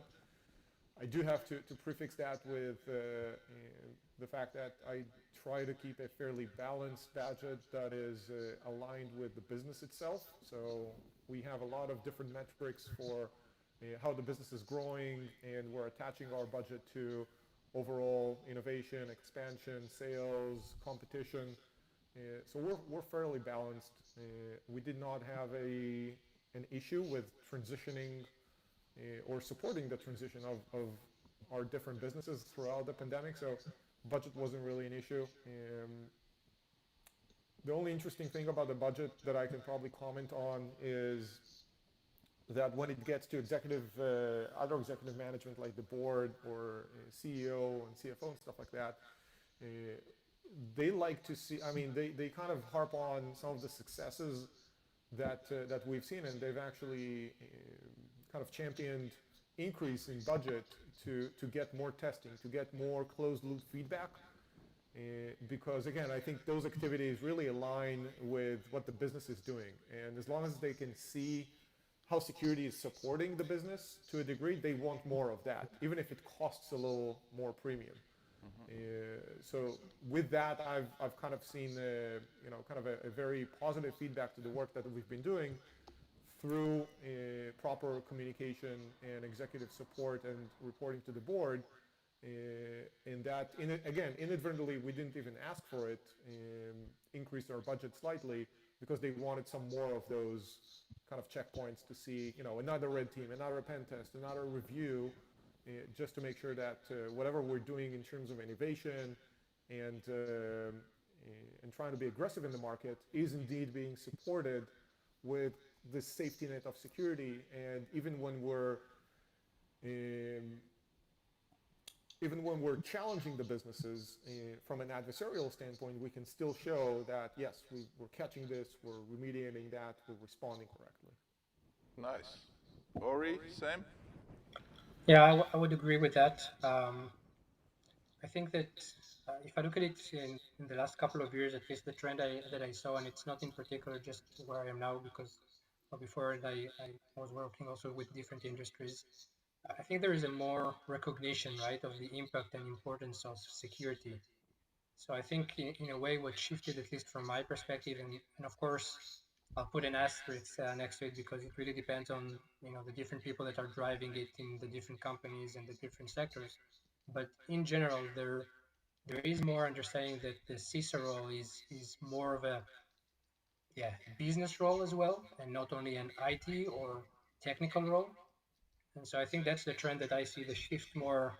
Everyone says shift to the left, but I just see like a shift really of that CISO role being much more recognized on the business level, on what you can do not only from the auditing perspective or compliance, but how you can drive the business. Whether there are some things that you can do to actually drive with innovation that even can set you as uh, basically exceptional living in your sector, but as well as in terms of the value that you bring to the business itself. And so there is much more recognition from supervisory boards, from executive in the company, as well as just the different stakeholders that we work with on a daily basis. I think there is far more understanding, um, maybe thankfully for the events that are happening all around us and the fact that the media is also giving it the attention. But there is far more, I think, understanding and recognition of why it is important. So basically good things. Nice. So Lucella, to go on with that, if you look at the role, when I hear this, the role is going up, basically, getting better views. What is the biggest win you think you had in your company, or the biggest win for CISOs in general? I think for me the biggest win was board attention. I think it's no longer that security is just a mission impossible for one or two IT experts. It's really a business risk, and business has embraced that risk as well. And every single board member at our company has some role in the security process. And I think also, and it might sound a bit strange, but I think the um, government attention that we are getting helps a lot as well. So we do need to keep communicating with them and making sure that if they come up with new legislation, that it is legislation that really protects society and not become the hazard itself by, for instance, imposing technical measures on our SCADA systems or something like that, because then they will become the risk. But I think the biggest win is that business owners have embraced the security risk as their risk. Yeah, cool. And that makes life of a CISO a whole lot easier. And for you, Jos? Well, I think biggest win. What, in the last years? Yeah. Well, it used to be that cybersecurity, if you're in a CISO role, you had to really struggle to get it on the agenda. And I believe that has changed in the past years. And that's also because of media attention and stuff like that. So now all of a sudden, C personnel comes up to you, is like, what are we doing about XYZ? Because that's something they heard or saw a tweet or whatever. And it used to be the magicians doing this cybersecurity voodoo stuff, and every now they come up and you have to patch, and now it's almost every now and then it's the other way around, that C-suite personnel comes to you with what are we doing about these things. So attention-wise, getting board attention is definitely getting better. I mean, in my company, I never had any complaints on that field, but yeah, it's getting easier. Yeah. Cool. And if you look at this, and I think we all see it, all of us are basically working at big companies, right? Yeah. So that means security maturity is relatively high compared to the smaller ones, correct? Yeah, true. Yeah. So, stupid question: do you play golf? That's actually a hard question. In the Netherlands, you have to be licensed in order to play golf, which is stupid. And yes, I do have a license. I'm allowed to play golf. But a couple of years ago, they started putting your handicap on the actual card. Yeah. Which is a bad thing. Okay. I'm close to needing 3 digits now. So is there a 3-digit handicap? No, it nice. Doesn't. But they kept on writing that, and it's not good. No. No, but I'm questioning it. Ori, are you playing golf? I only recently started, so I wouldn't say playing golf, but I'm trying to. Nice. It's probably the Don? most accurate thing to say. Nice. So yeah, I've just recently started. Cool. Don? No? Yes? I do not play golf. And Okay. I've actually had a casual interest in getting in there, and then I saw all those obstacles that Jos just mentioned, you know, having to go a license and having like a whole driving license kind of test thingy, and like, yeah, you know, not for me. I don't have the patience to go through all of that and just end up with a stick in my hand. And Ian, are you playing golf? No, thank you.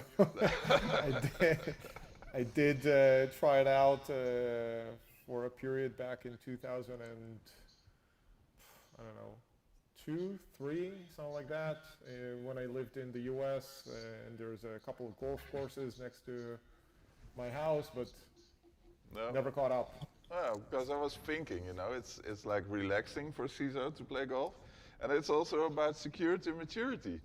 You It's get not better. relaxing. I don't know what you're talking about. I did mention golf with my kids, and it was not relaxing. In fact, steam was coming off my head. So yeah, never again. Never again. That's bad. Okay, well, since you mentioned the States, there was a question that the impression was that in the US, and I'm going to ask this to Ian, the CISOs are much more together on stuff. You know, that companies from one company, the CISOs talk to each other regularly, have meetings, dinners, etc. And that in Europe, that is basically less. I mean, we have some CISO small groups depending on the business together, but not large in general. Is that really a fact in the US? I believe that's the case, yes. I mean, I can attest for the US, not for Europe. There's definitely a lot of activities, social activities, and semi-social and sponsored activities that are directly catered for CISOs, ranging from the very commercial that are fully sponsored and vendor supported, all the way through the more community-oriented ones.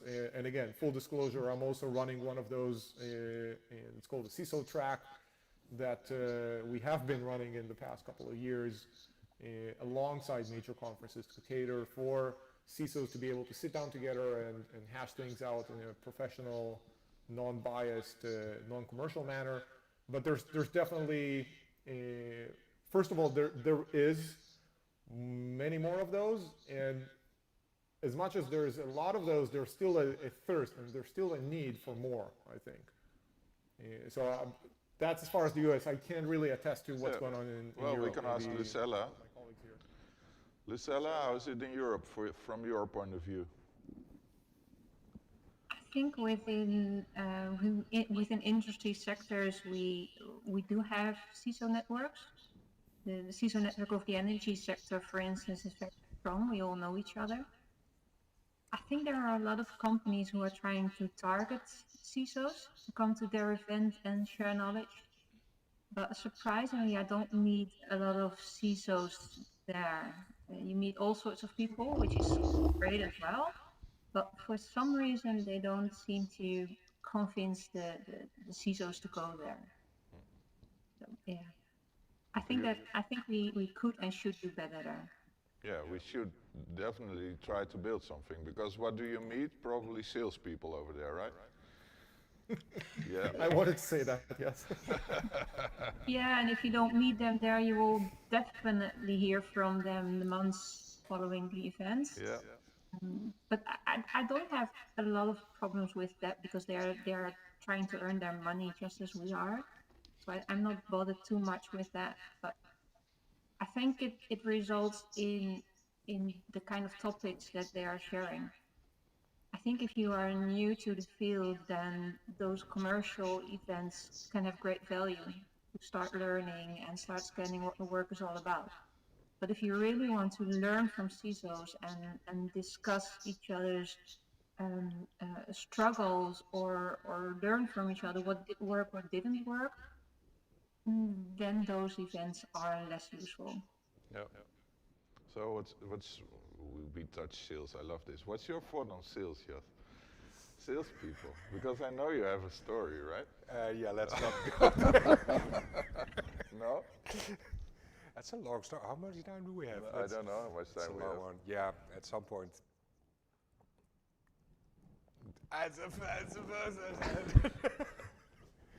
We gate crashed a party that we absolutely were not supposed to be at, which was good, and it was all organized very good, but some people quite early on figured out who we were, and apparently that was not a reason to kick us out at all. So at some point we were basically stalked, well, I was basically stalked by a sales guy, and he spoke some magic words. Yeah. Right? How do you translate that with the same creepiness? Well, I'll do it in Dutch. Ik ben heel erg verliefd op jouw bedrijf. Yeah, it was something like, I'm totally so much in love with your company. Yeah. Can I give you my card? Yeah, and he approached me from behind, and it's really awkward. It's like, yeah, that's. I'm pretty sure that in a bar that's a bad opening sentence, and sales-wise, it's also it should make the top 10 at least. That was a bad thing. All right. Okay, another question I got from the audience, and I really like this one. And I know, because I know Lisella, she's been staying in where she works for quite a long time, but Don obviously isn't. And the question is from the audience, why do you guys job hop so much? Oh, other than compensating for a shit personality? Yeah. Don't hold back, Don. Go. I cost a lot of money. You can only charge that for so long until someone gets pissed off. And no, I mean, for me, honestly, I didn't really realize what I was getting into. As I mentioned previously, I was an infrastructure architect, so I did some security architecting as well before I became a CISO. And those are generally positions that they don't hurry to replace with a permanent position. So you can do projects for like 1 or 2 years, sometimes even longer. But when you are doing an interim CISO position, they are generally already looking for someone to take that position permanently. So to permanently replace you. So you have like 6 or 7 months, and then generally they found someone that fits and is not insane. And I mentioned this specifically because one of the larger clients I had recently or earlier this year, they had all the bad luck of people that responded to this job, and like we had serious nutcases sitting on our table, spouting off conspiracy theories, and they were aiming for that CISO job. I'm like, where did these people come from? Because I only know people like you, right, in this panel. They're all reasonably sane. Well, maybe not always. But yeah, I mean, for me, I didn't expect to have such job hopping experiences in these last few years, but I've come to really enjoy it because you see a lot of different companies. You learn to discern what is universal and what isn't, so that you can focus on what makes that company different in this like 20% from the rest of all the companies and organizations that you've worked for. I thought that was really, I find that really enjoyable, and you know, you wouldn't say so, but I actually am a people person. So, you know, getting to know more people and, you know, meeting new ones, finding what makes them tick and how their organization works is kind of like puzzle solving for me. So that's why I do it. I don't know about the rest of you, but. Well, is there anybody job hopping from you guys? Officially. No. Oh, all steady. Players, all of them. All steady. You're also steady, right? I've been at the company for 12 years now, so. For 12 years. I guess the question doesn't apply to me. Okay, oh, I'm losing my ear again. So I think we still got 10 minutes spare, something like that. Oh, another question for the audience, yeah? Go. If you can choose only one, what is the best character for a successful CISO? 1, a techie, 2, communicator, 3, hacker, 4, policy/governance, or 5, business person? Whoa, that's That's a long question. I see a 5. No, I see a 3. What is a 3? Hacker. Hacker. Okay. I see another 3. Hacker. It's basically a communicator or a hacker. You should have a person who can do both. So 2 and 3. That's my opinion. Okay. I see Ori nodding. Lucella is still in doubt. Well, we're all in doubt. No, I think it's. I think you have to be a listener. You have to be able to blend in, to connect the dots, so to say. Listen and understand, and I think you have to do everything. You have to be strict, you have to be kind, you have to be rigid sometimes, you have to be a coach, you have to be everything, I think. Do you I think still hack? I think that's one of our problems. We have to be everything. Yeah, but do you still hack, Lucella, or? No. No. I talked to Ori. I know from Ori that he doesn't have time to hack anymore. Yeah, and unfortunately, maybe just once in a very long while, like could be that I find something that really bugs me, to be honest, when I see it, and it's like, yeah, I've got to check it, right? And that would be it sometimes, but yeah, not as often as I used to, that's for sure. Yeah, breaking. We miss breaking. Ian, do you do breaking much?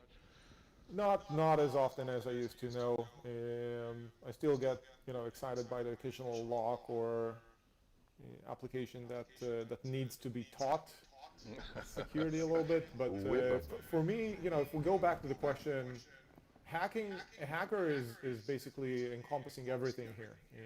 I find myself hacking through policy. I find myself hacking through politics of the organization.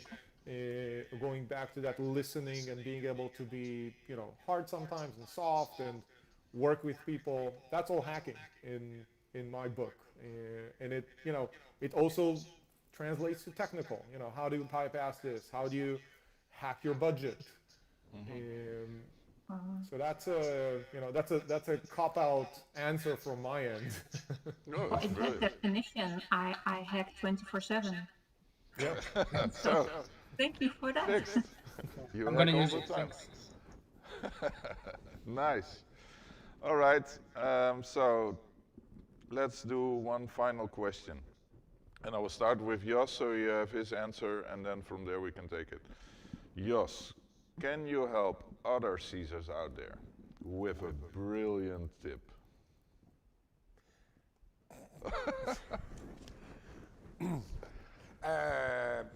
Yes, of course I can. Okay. I would give a tip not just for CISO, but for life in general. Okay. Don't take it so seriously. Don't take it so seriously. Yeah, but that's difficult for CISOs sometimes. I know, but that's why they need help with that. Okay. Okay. Well, that's one. Let's go to Ori. Your tip. Yeah, for sure it's not brilliant, that I can promise you, but I'll give it a go. So it might sound, I don't know, generic or obvious, but I would say I give a lot of emphasis into learning your business, learning your environment. I think that what makes this role as well very interesting when you job hop, or when you change roles, right, is that the environment completely changes, your industry maybe changes as well. And so I think that's at least my tip in that sense is really learn very well how your company is operating, how it's in the micro, in the macro as well, and then probably build your strategy, build your plan and roadmap according to that. I think that's the best way to bring back value to the company, the shareholders, and so on. Cool. Thank you. Don?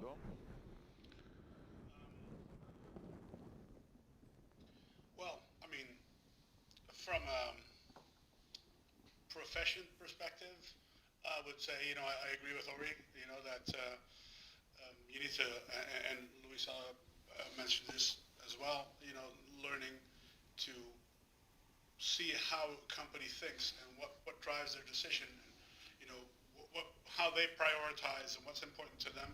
I think that's crucial in our position, because in the end we do serve the company and or the organization that we work for. So that's definitely the very first skill that you should always keep developing.